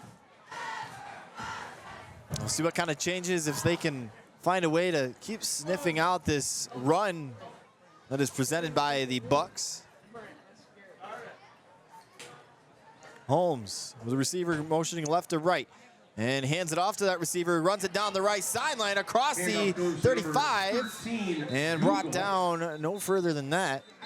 A correction across the 30. There's a flag on the play. Pine River kind of marching backwards as if it's on them. Waiting for an official call by the officials. Pine River's pretty confident it was on them, though.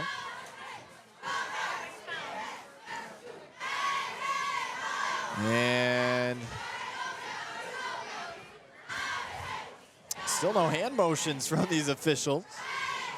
And there it is, holding on Pine River. And man, if you're trying to come back down 14 here in the third, you got to play a clean ball game. And if you don't play a clean ball game, you're never going to have a chance, especially at this level. It's a huge momentum killer. So now it is 1st and 20. Back deep in their own territory. 13-yard line is where the ball is placed. They're going to have to look for a lot of in-motion type of stuff here. Holmes snaps the ball. He's throwing. He throws left, and the ball is just short out of the reach of one of the receivers. He's slow to get up. Pass falls incomplete. And you got a receiver limping here. Braden Lahr was the intended receiver. Braden Lahr will limp off the field. Jamin Whitmore will replace him. 2nd and 20 now. Clock stopped at 10:39 after the incompletion.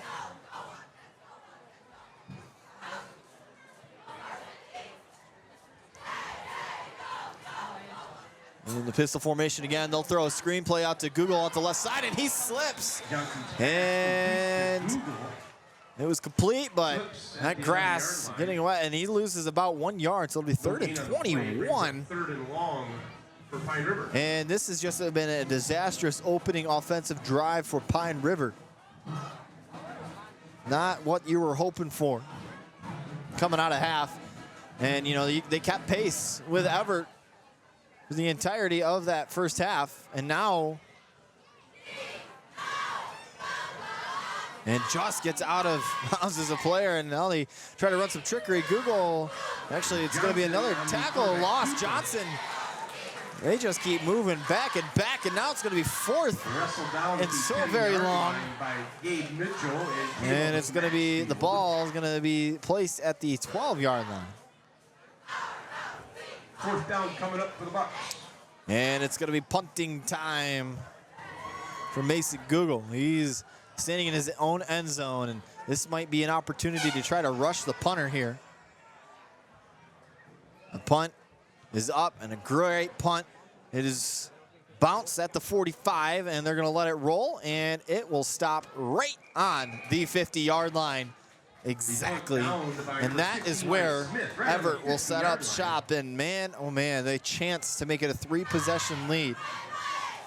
Again, looking back to last week, you got to have a 34-point lead for it to be a continuous running clock starting in the second half. A lot of work to go. You got to score at least 3 more touchdowns.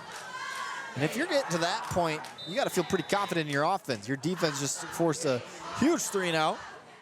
Now Eden Anderson with a chance to work. He'll hand it off to Swales, who runs it up the middle, across the 45, and brought down. And a pickup of about 6 or 7 there on the play. It'll be 2nd and about 4. And their own, or correction, Pine River's 44. Anderson, 2 receivers on each side. Swales to his right. Snaps the ball, hands it off to Swales again, who runs it up the middle, met at the line, but Swales is able to pick up about 1 or 2 yards on the play. Picks up a tough yard. About the first time that Pine River stuffed Cameron Swales in this running game. Are we going to see Pine River force the first 3-and-out of the game of Aiden Anderson in this offense? Same look as we've seen all night. Anderson snaps the ball, bit low. Swales runs it up the middle, across the 40, 35, and down at the 30. And a big first down for Cameron Swales. as he continues to run all over this defensive line for Pine River. 8:09 to go here in the third. 28-14, Evart leads it. And you've missed a good game, a slow start for Evart, but they're starting to awaken, and their offensive prowess is about to kick in high gear. I can feel it. Two receivers on the left, one on the right. Anderson snaps it, keeps it himself, runs to the left side, across the 30, 35, and down, 25, and breaks into the end zone. Touchdown, Evart. A 30-yard touchdown, QB keeper for Aiden Anderson. Him and Cameron Swales have been all over the place tonight. Makes it 34-14, 7:39 to go here in the third. And this game is starting to get away from Pine River. They are desperately needing some hope. Their defense has no stop for them. They've made one stop all night long, and it was an interception.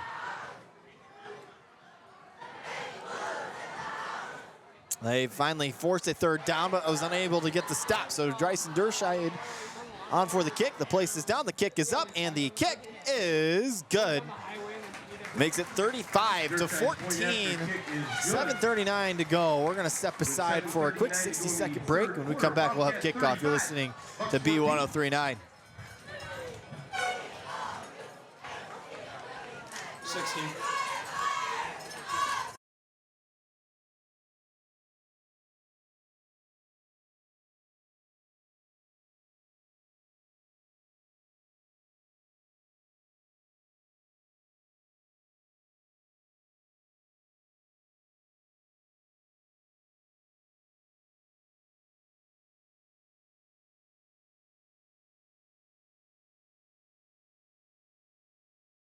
$30.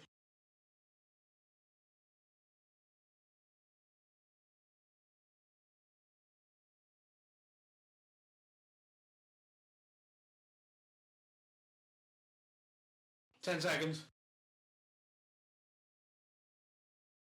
5. Yes. Go.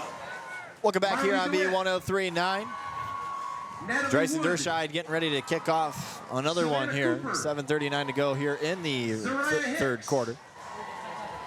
Another quick touchdown drive. Aiden Anderson capping it off with another rushing touchdown. 35-14. Well, Bryson Derscheid, he's been quietly putting up a good night on special teams. He's made all 5 of his PATs tonight. He's missed at least one all year long. This kick is squibbed up the middle, and Pine River will pick it up around the 20. They're running it towards the left side. They've got an opening across the 40, 45-50, cuts to the right, 45-40 for a 35-30, and eventually brought down in front of the 25-yard line. Makes it 7. He gets deep into Wildcat territory. 7:26 to go, 1st and 10, and a nice run there by Pine River. Tackled by number 14, Dallas Langworthy.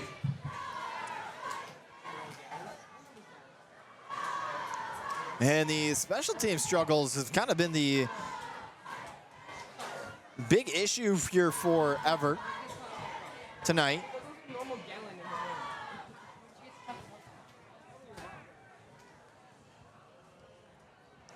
But there is a flag on the play, so that big return is going to be brought all the way back. And that has just been the kind of night for Pine River. They'll have the ball on the 41-yard line, their own 41. It was a penalty on the Bucks on the kick return. And they will now start at the 41-yard line. So 1st and 10 here for the Bucks.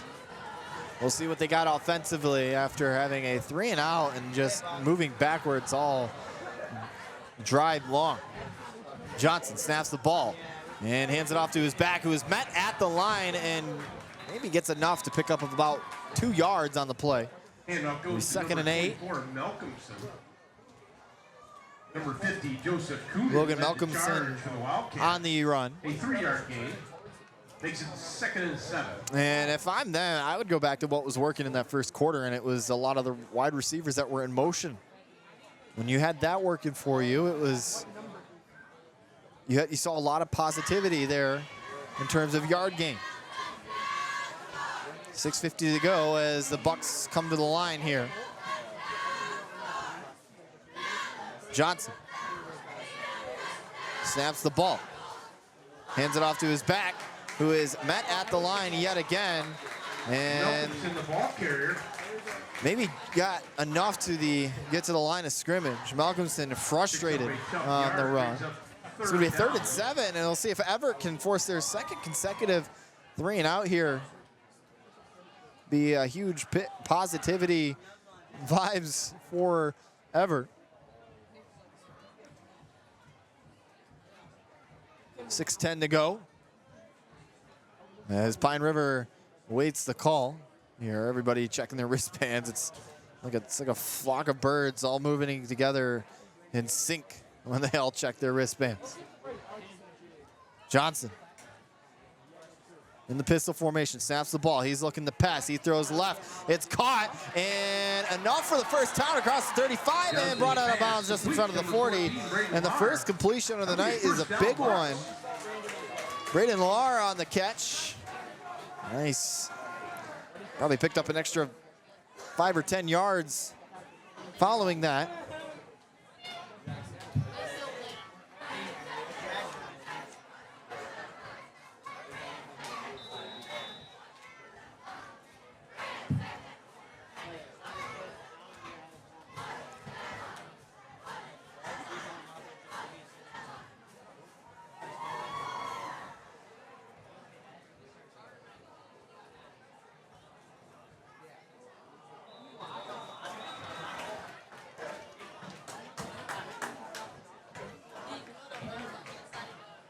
The hard count works. It'll be a 5-yard penalty against the Wildcats.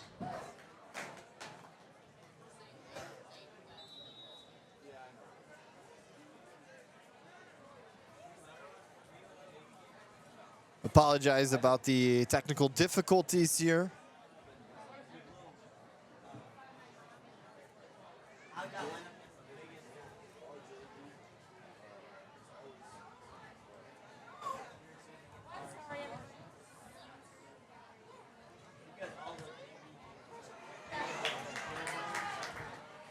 Hunter Johnson keeps it. Stand by. We're coming back in 10 seconds. Okay.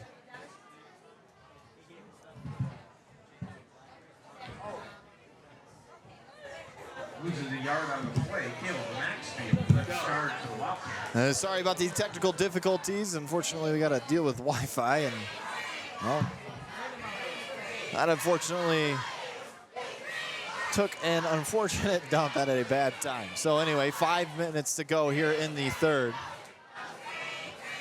And the Bucks driving down the field, throwing left again, and overthrown to his intended receiver, Braden Lar, on the play. So it'll be 3rd and 6 now Down coming up for the Bucks. for the Bucks.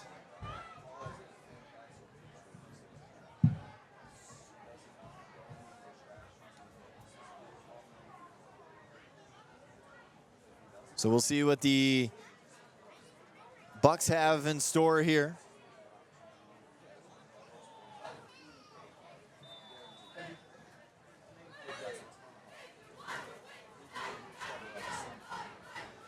Johnson with the receiver in motion. He'll hand it off to his receiver who is in motion, and he is stuffed just beyond the 40-yard line there. So it'll be 4th down now, and a drive that was looking positive. Down by Aiden Anderson.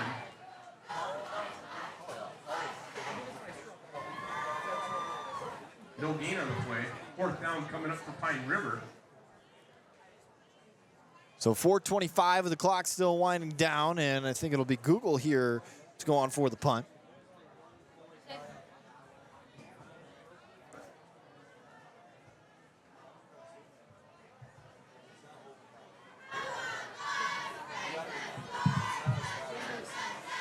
And they're going to go for it here on 4th and long. Receiver motioning it right to left. And Johnson's going to keep it, but he is stopped in front of the first down line, and that's a turnover on downs. The Bucks really no other option but to go for it. Down 3 possessions here. So it'll be 3:57 to go here in the third, and a chance to make it a 4-possession lead for Evart. And they have yet to have been stopped here in the third quarter. High snap over the head of Anderson. Anderson's going to have to turn it into something. He's running down the left sideline, and he'll pick up about 2 or 3 yards. That ball went over his head, about 10 yards behind him. And we've seen that before. If you go all the way back to the opening game against Beaverton, the play that put Evart on top to win that game was a snap over the head of Aiden Anderson, who he picked it up and ran it in on a 4th and goal at the 30. Pretty spectacular play. Anderson snaps the ball, hands it out to Swales, runs it up the middle, across the 40, and brought down by the face mask. And I think he did pick up enough for the first down, but should be a penalty on Pine River there. Swales, although getting grabbed by the face mask, still managed to pick up an extra 5 yards after the occurrence. And so they'll mark it off. This is a big, costly penalty for this Pine River defense. That's a 15-yard penalty. So you heard it there, a 15-yard penalty on the play. Clock still winding down. 3:35 to go. Anderson snaps the ball, hands it off to Swales, and who gets met at the line, trying to break a tackle, still on his feet, and is brought down at the line of scrimmage. It'll be 2nd and 10 here. A lot of the Pine River fans in front of me starting to clear out of the fairgrounds here in Evart. They have slowly realized the situation. Down 3 possessions here with 3 to go in the third. Aiden Anderson trying to drive on another touchdown drive here. Snaps the ball. He'll keep it himself. He's passing left, down the middle, caught, and he's got it. 15, 10, shoots to his left, across the 5, into the end zone, touchdown Wildcats. Lucas Johnson with a 43-yard touchdown. Makes it 41-14. And this Pine River defense continues to collapse here in the second half.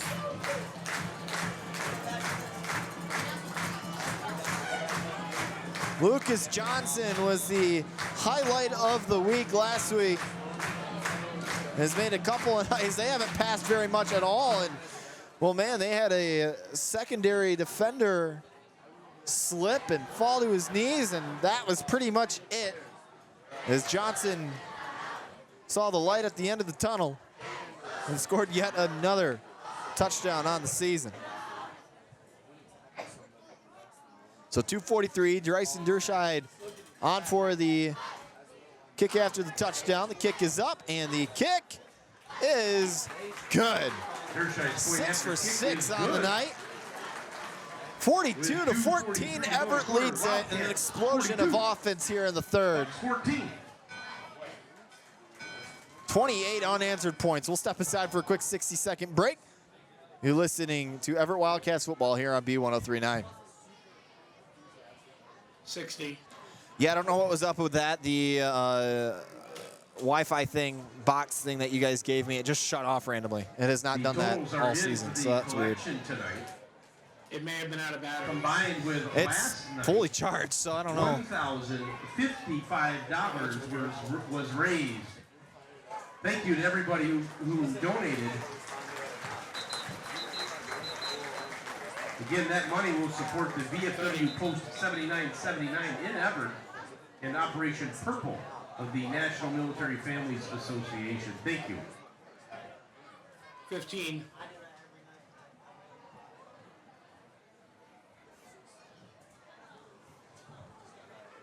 5. 5. And go. Welcome back here on B103.9. 2:43 to here to go in the third. 42-14, Evart leads it. And one more score from Evart, and we're going to see that continuous clock roll out here. But Pine River trying to make that not happen. They have not had, it just feels like they have lost all energy in this game. Derscheid's kick is up and away, a bit of a line drive kick again. They're trying to really throw a loop into this kicking return. And this time, not as big of a game as what we've seen all night as he gets up across the 30.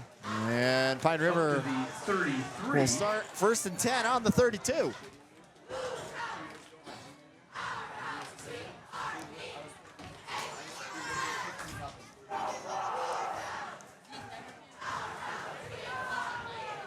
So Pine River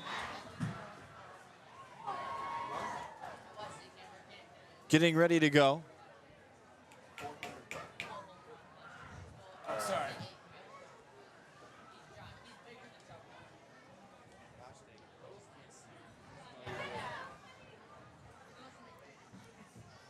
So 2:36 to go here on the 32. Pine River looking to get things going. Johnson with the snap. He looks back and he's going to keep it himself across the 40 and brought down. Looks like it might be enough for a first down. That'll be first down, Bucks. It is. Move the chains. A nice little fake there by Hunter Johnson. Moved back looking like he was going to pass it. Kept it himself. Picked up a nice 10-yard gain. They got to try anything at this point. They got a lot of work to do. They got to find the end zone 4 times without allowing Evart to find the end zone themselves. Is he doing better? So Johnson throws a screen pass behind the line of scrimmage. There's 3 Wildcats in the area, and he's tackled out of bounds. A loss of about 2. Driven out of bounds by number 14. So it'll be 2nd and long here. 1:51 to go here in the third. No gain on the reception.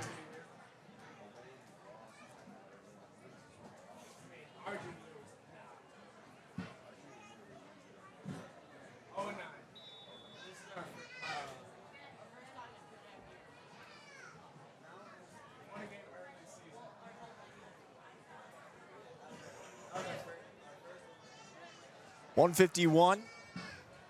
Hunter Johnson in that pistol formation. 3 trips right. 1 receiver out to his left. Snaps the ball.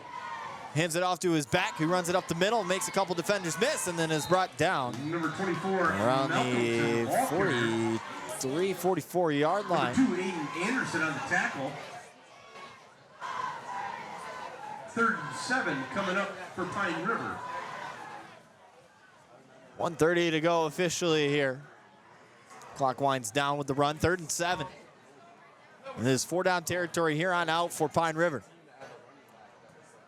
And there's really nothing else you can do about it. Johnson with the snap. Screen play again out to Google. Google trying to make a couple defenders miss. He does. He breaks it loose and is brought down in front of the 45-yard line. And that's enough for a first down.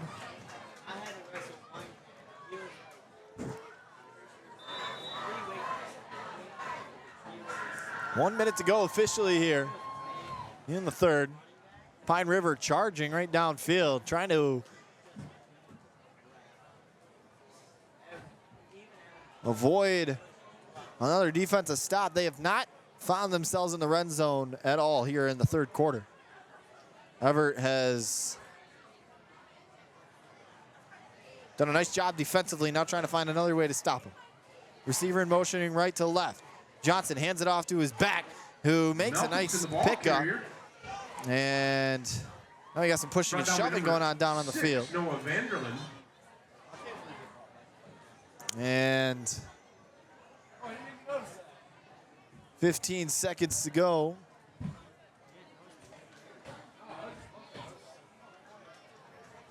And it looks like they're just going to let the clock wind out here to end the third quarter. 3 seconds to 1. And there's the horn.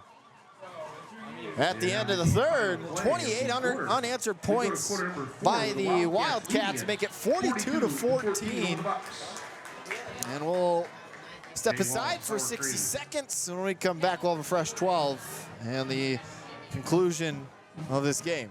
You're listening to Evart Wildcats football here on WBZX Big Rapids. 60.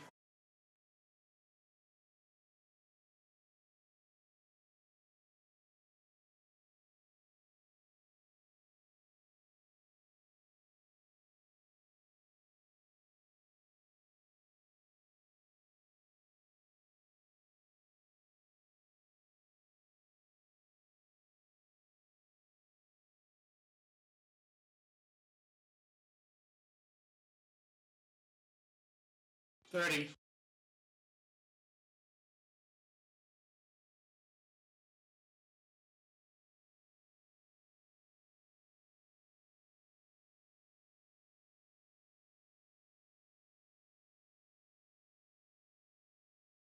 $10 seconds.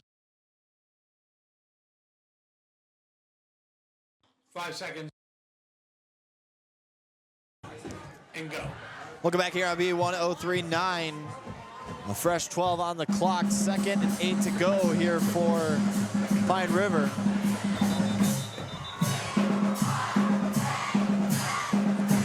And it was just absolute disaster by the defense of Pine River there in that third quarter, giving up 4 touchdowns, 28 points worth. It's 42-14 as we enter the final quarter of this game. Low snap for Johnson. Nobody was really knew what was going on, and he breaks a tackle, big tackle, and he is brought down across the 45. And man, Evart was sniffing out a potential 5-yard loss there, but Johnson with a nice recovery there. 3rd and 8. The Bucks on Everett's 44. 43, correction.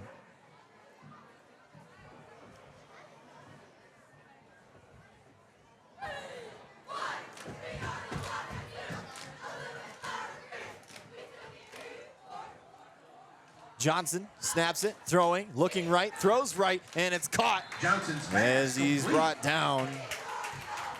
That's number just beyond the 45. Smith on the reception. First down, Bucks.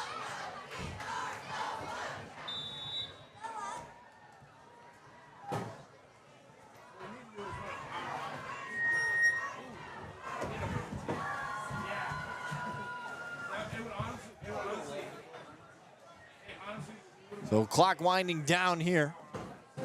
And not a whole lot of urgency here for Pine River. Johnson almost by himself, trips left. Receiver motioning left to right. And he'll hand it off to his back, who is met instantly and fumbled. And still nobody has picked it up. And it looks like Pine River is going to recover it at recovered by Pine River. Their own 49. So they just lost a ton of yards there. It's going to be second and about 26 here. And, well, here we go again. They were driving down the field, and then an error cost them a whole lot of yards. 10 minutes to go here in the game. And for the Bucks, they're just lucky Evart didn't pick that up.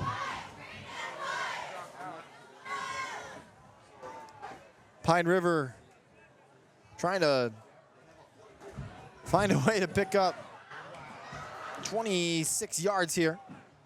And it's going to be a quarterback keeper who runs it up the middle. He's got it open across the 40 and brought down in front of the 35. Johnson, a good gain. And that cuts the distance to the first down line and over a half. Yards. So it's going to be finally brought down by number 5. Third down now. Third and long.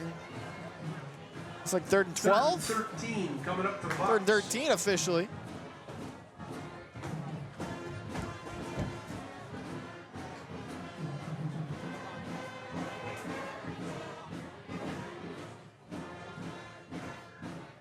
9 to go here in the fourth.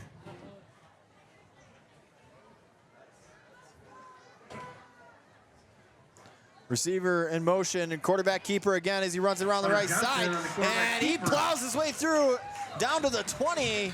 And that should be enough for a first down. And there it is. That is a big first down and maybe some momentum trickling in under that Pine River sideline after finding themselves all the way back second and very, very long. It's a couple of big runs by Johnson to get up to that point.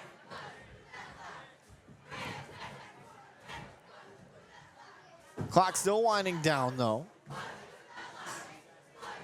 And you want to make this one interesting at least, so I'm surprised we're not seeing a whole lot of urgency right now. Trips left. Johnson throws a screen pass out to his left. It's Google.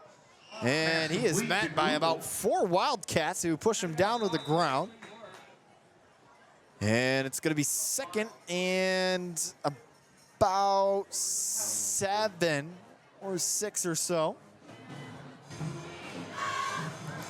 As we are officially under the 8-minute mark. For Pine River, what is started out to be what was a confidence-building win last week is looking like a demoralizing loss here tonight. They'll stay on the road next week as they'll head to Roscommon. 2nd and 7. Johnson snaps it, throwing right, and it is tipped up in the air and onto the ground. It'll be 3rd and 7 now. Great pass by Johnson. He's looking a lot more confident here in this fourth quarter throwing the ball. And that's something they are most likely going to have to do if they want a chance at least making this closer than what it is.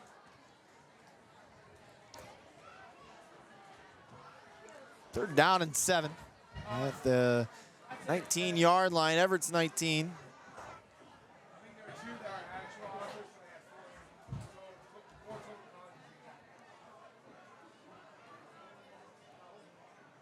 Johnson with the receiver and motioning left to right. And Johnson will keep it. He runs it up the middle across the 15, 10, 5, and brought down in front of the goal line. First down, Bucks. And another nice carry by Johnson, embracing his inner Aiden Anderson. He has been on fire here in the fourth, and now a chance to score for the first time since the first quarter. They've really been held at bay all game long. This defense looks so good forever.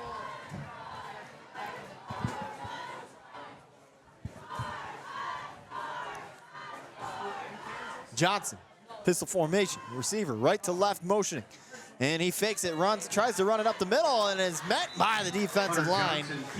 And maybe he got enough to get to the line of scrimmage. 6:30 to go. They do say they lost a yard, but 2nd and goal now. 4-yard line. 4 yards to go. That's a lot. 4 yards is a lot. We might see a dump pass play. Seen him pass it more. Johnson, receiver motioning left to right. Hands it off to that receiver who cuts up the middle, trying to get stuffed. He breaks into the end zone. Touchdown, Pine River. Their first touchdown since the first quarter. Gives this Bucks crowd something to cheer about here. 5:57 to go, 42-20. Down but not out.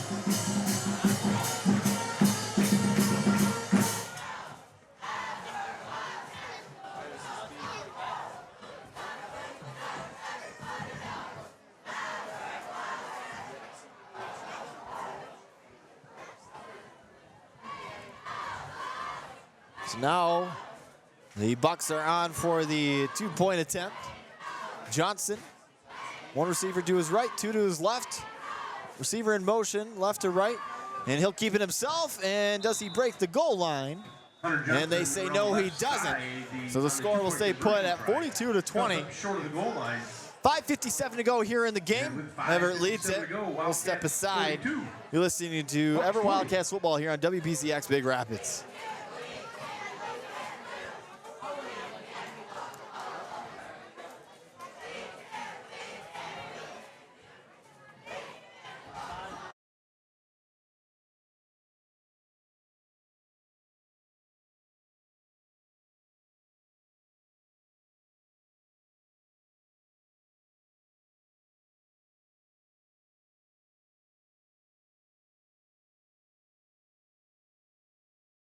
Thirty.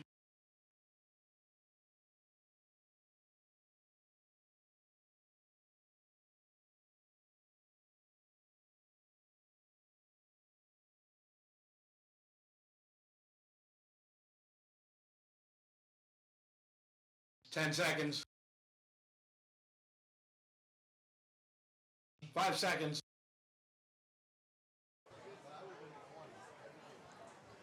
Go. Pine River getting set for the kickoff after their touchdown. It's going to be more so of a onside kick look here. Remember, the ball's got to go about 10 yards. I think everybody knows where this is headed. Vanderland deep for the Wildcats. The kick. And is a line drive down the field, so no onside kick. It bounces at the 20 and will roll out of bounds. And there'll be a flag there with it going out of bounds. That is one of the weirder penalties, in my opinion, in all of football. Penalty against So now for the Evart, Bucks. you can pretty much just try to run this ball all the way down the field. Try to squeeze out the remaining 6 minutes of this game. What a game has it The been. Wildcats will Evart take it at the 35-yard line. has done a terrific job here in the second half to really awaken.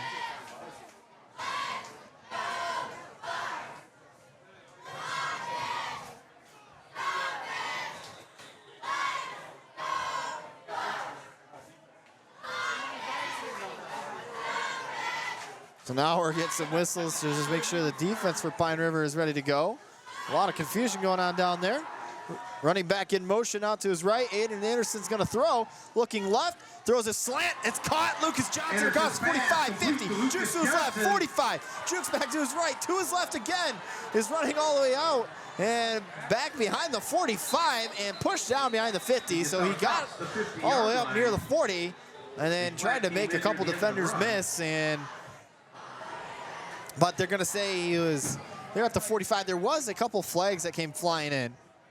So if you see it get pushed back, I'm kind of surprised to see Evart throwing the ball with this lead at this point in the game.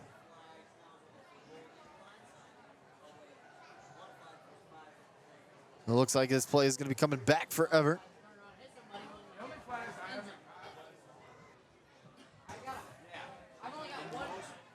And yeah, so a big pickup for Evart turns into disaster here. As they're going to have to mark it all the way. Illegal block on the play against the Wildcats. So it'll be marked off 10 yards from when the foul occurred. The result of the play will still be a Wildcat first down. So Wildcats first down on their own 41. So still get the first down for them, luckily. Clock winds up and is on its way. Andrew Anderson hands it off to Swales. Swales cuts to his right, still on his feet, across the 45 and brought down at around the 44-yard line.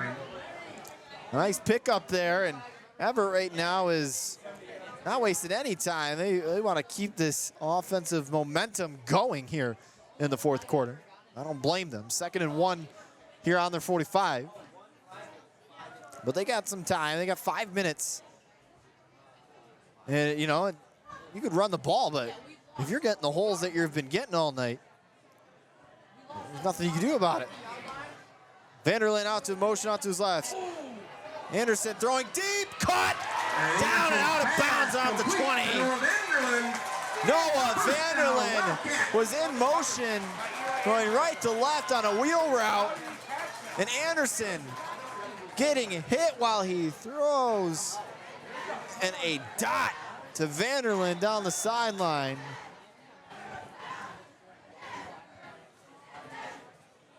What a play. And once the game's already in their hands, now they throw the ball.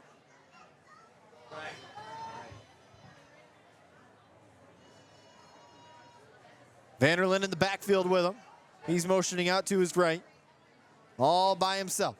Trips right, two receivers on the left. Anderson snapping, looking right, throws over the middle, and it's tipped off the hands. There's a flag that comes in after the pass. Incomplete. But a flag down to the Wildcat backfield. That's going to be on Pine River. Personal foul against the Bucks. You heard it there. Roughing the passer. Roughing the passer on Aiden Anderson. Anderson taking some big league type hits. Anderson, a junior, standing in at 6'1". He is about as ideal of a quarterback as you can ask for at this level.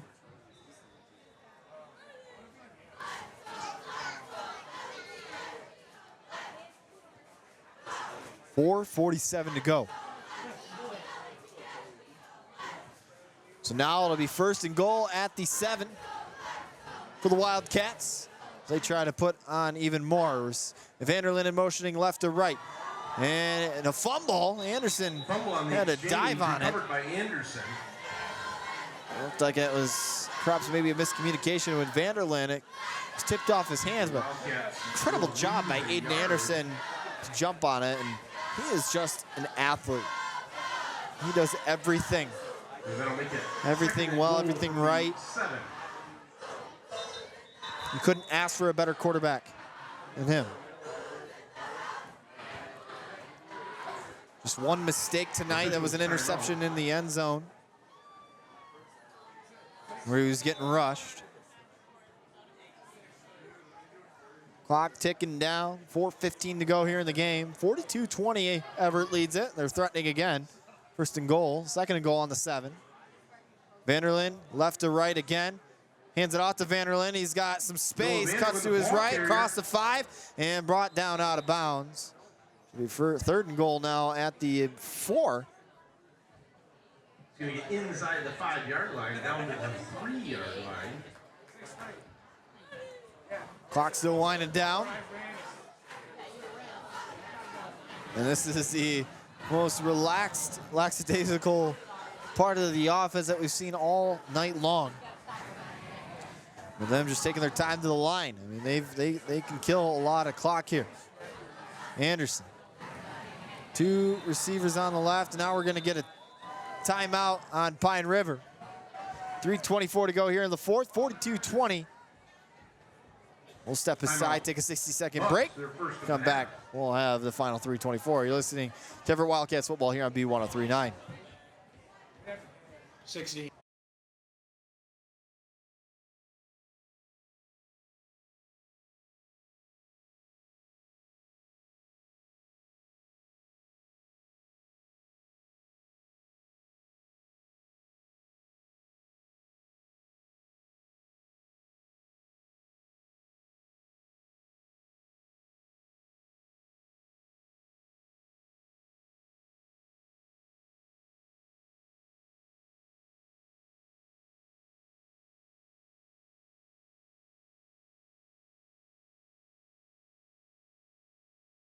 $20.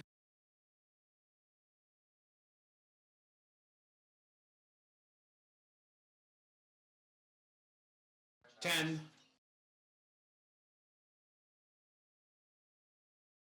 $5.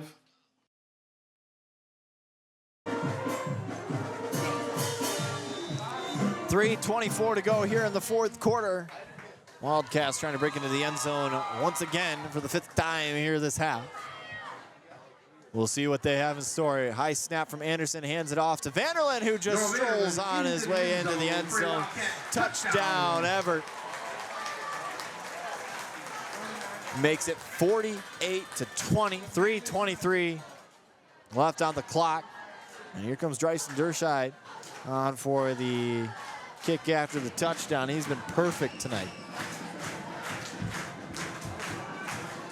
Has not missed a PAT all night long. I'm sure the broadcaster's jinx is bound to bite us here. But maybe just this once, the broadcaster's jinx won't come to get us. We'll see. I'll be curious to see what Pine River does on offense.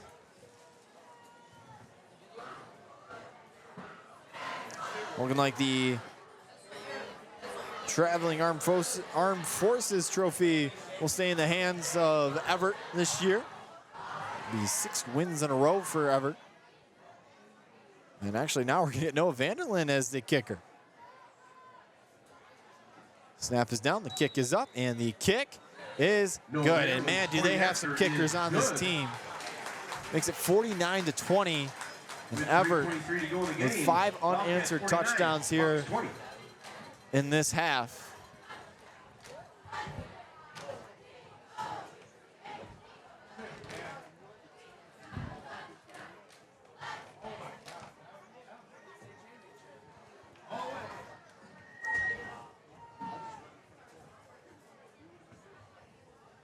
So 3:23 to go. And as we wait for the final kickoff, again, we'd like to thank some of our sponsors for making this evening possible. Worth Landscaping, Sir Heating and Air Conditioning, Ina Store, Evart, Dairy Whip, Northland Area Federal Credit Union, QB Propane, AJ's Event Center, Big Rapids Roofing, RCB Contracting. If you would like to sponsor these broadcasts, call your best friend Jen at 231-796-1103. Again, 231-796-1103. We'd love to have you on board. Makes these Friday nights that much more enjoyable with you along the ride. So here in the fourth quarter, 49-20, Evart coming off of another touchdown drive.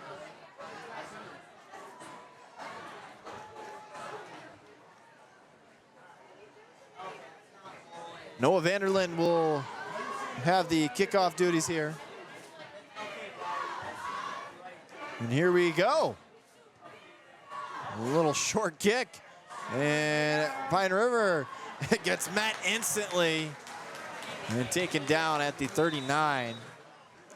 Almost kind of feels like that's kind of a rub it in your face type of kick. Taken by number 21, Jameen Whitmore. So we'll see what Pine River has in here. Maybe just a bit of a momentum type of drive here.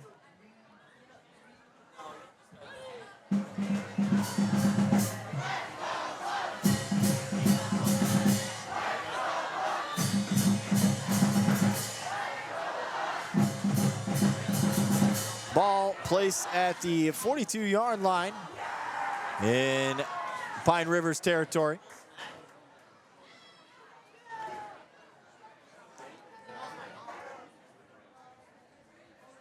.320 to go here in the game. See what Hunter Johnson has in store for us on this drive. Receiver motioning left to right. And we're going to get a flag here.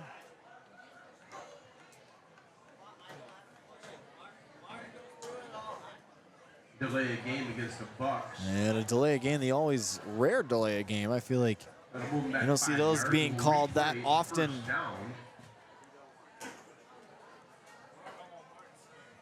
At this level anyway.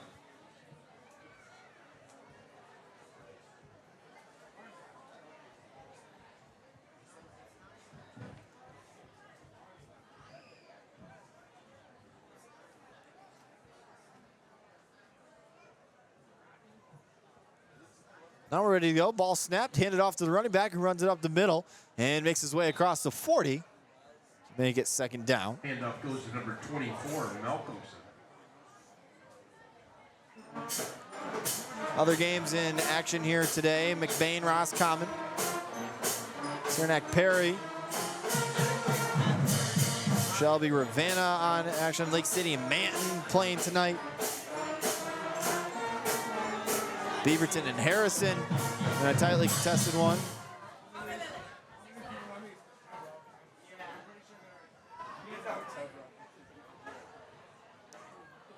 .220 to go. And a quarterback sneaker up the middle and brought down for a tackle for loss. And it's going to be 3rd and long now. Clock continuing to wind down here. Now we're going to get a officials timeout Number 72, Retluski. with an injured Wildcat on the play. Looking like maybe just a bit of a cramp. It's kind of a muggy, sticky type of night. 68 degrees currently. Raining a little bit earlier in the later parts this afternoon, maybe around 4 or 5 o'clock today. And it's kind of made it a little bit dewy. I guess that's the right word for looking for it.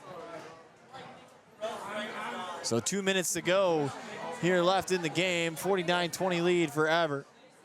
Pine River just trying to build some momentum to head into next week's matchup. It's Roscommon. Snaps the ball. Johnson throws to his right, and it falls just short. His intended target on the play was Braden Lahr.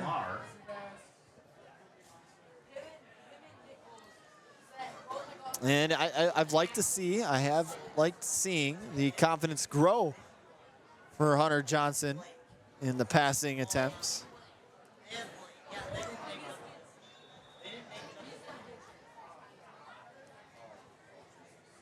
.143. Clock stopped though. And they're going to punt this one away. Google with a beautiful punt down the field. This ball is going to bounce and roll all the way to just in front of the 10-yard line. So it's going to be first and 10 at the 11. And a couple of kneel downs, and that should be it here from us in Evart. A minute 34 to go. The Wildcats will have first and 10 from their own 10-yard line. So Evart coming up, they'll head to Manton next week.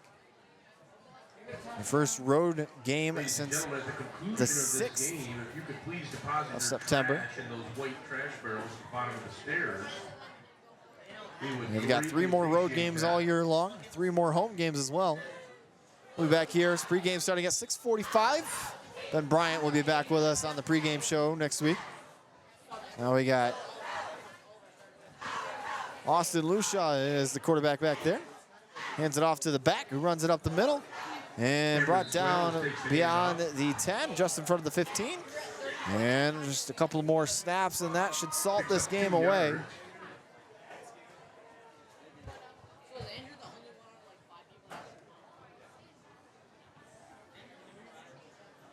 A nice offensive outbreak here in the second half. That was more of the Evart offense that we're used to seeing. And next week, all their hands full with Manton. Under a minute to go, they'll hand it off to the back, who runs it out to the left side. Swale's got some space across the 20, 25, and chucked out of bounds. And out of bounds though, so nice hit there by Jericho Holmes. 51.8 seconds to go.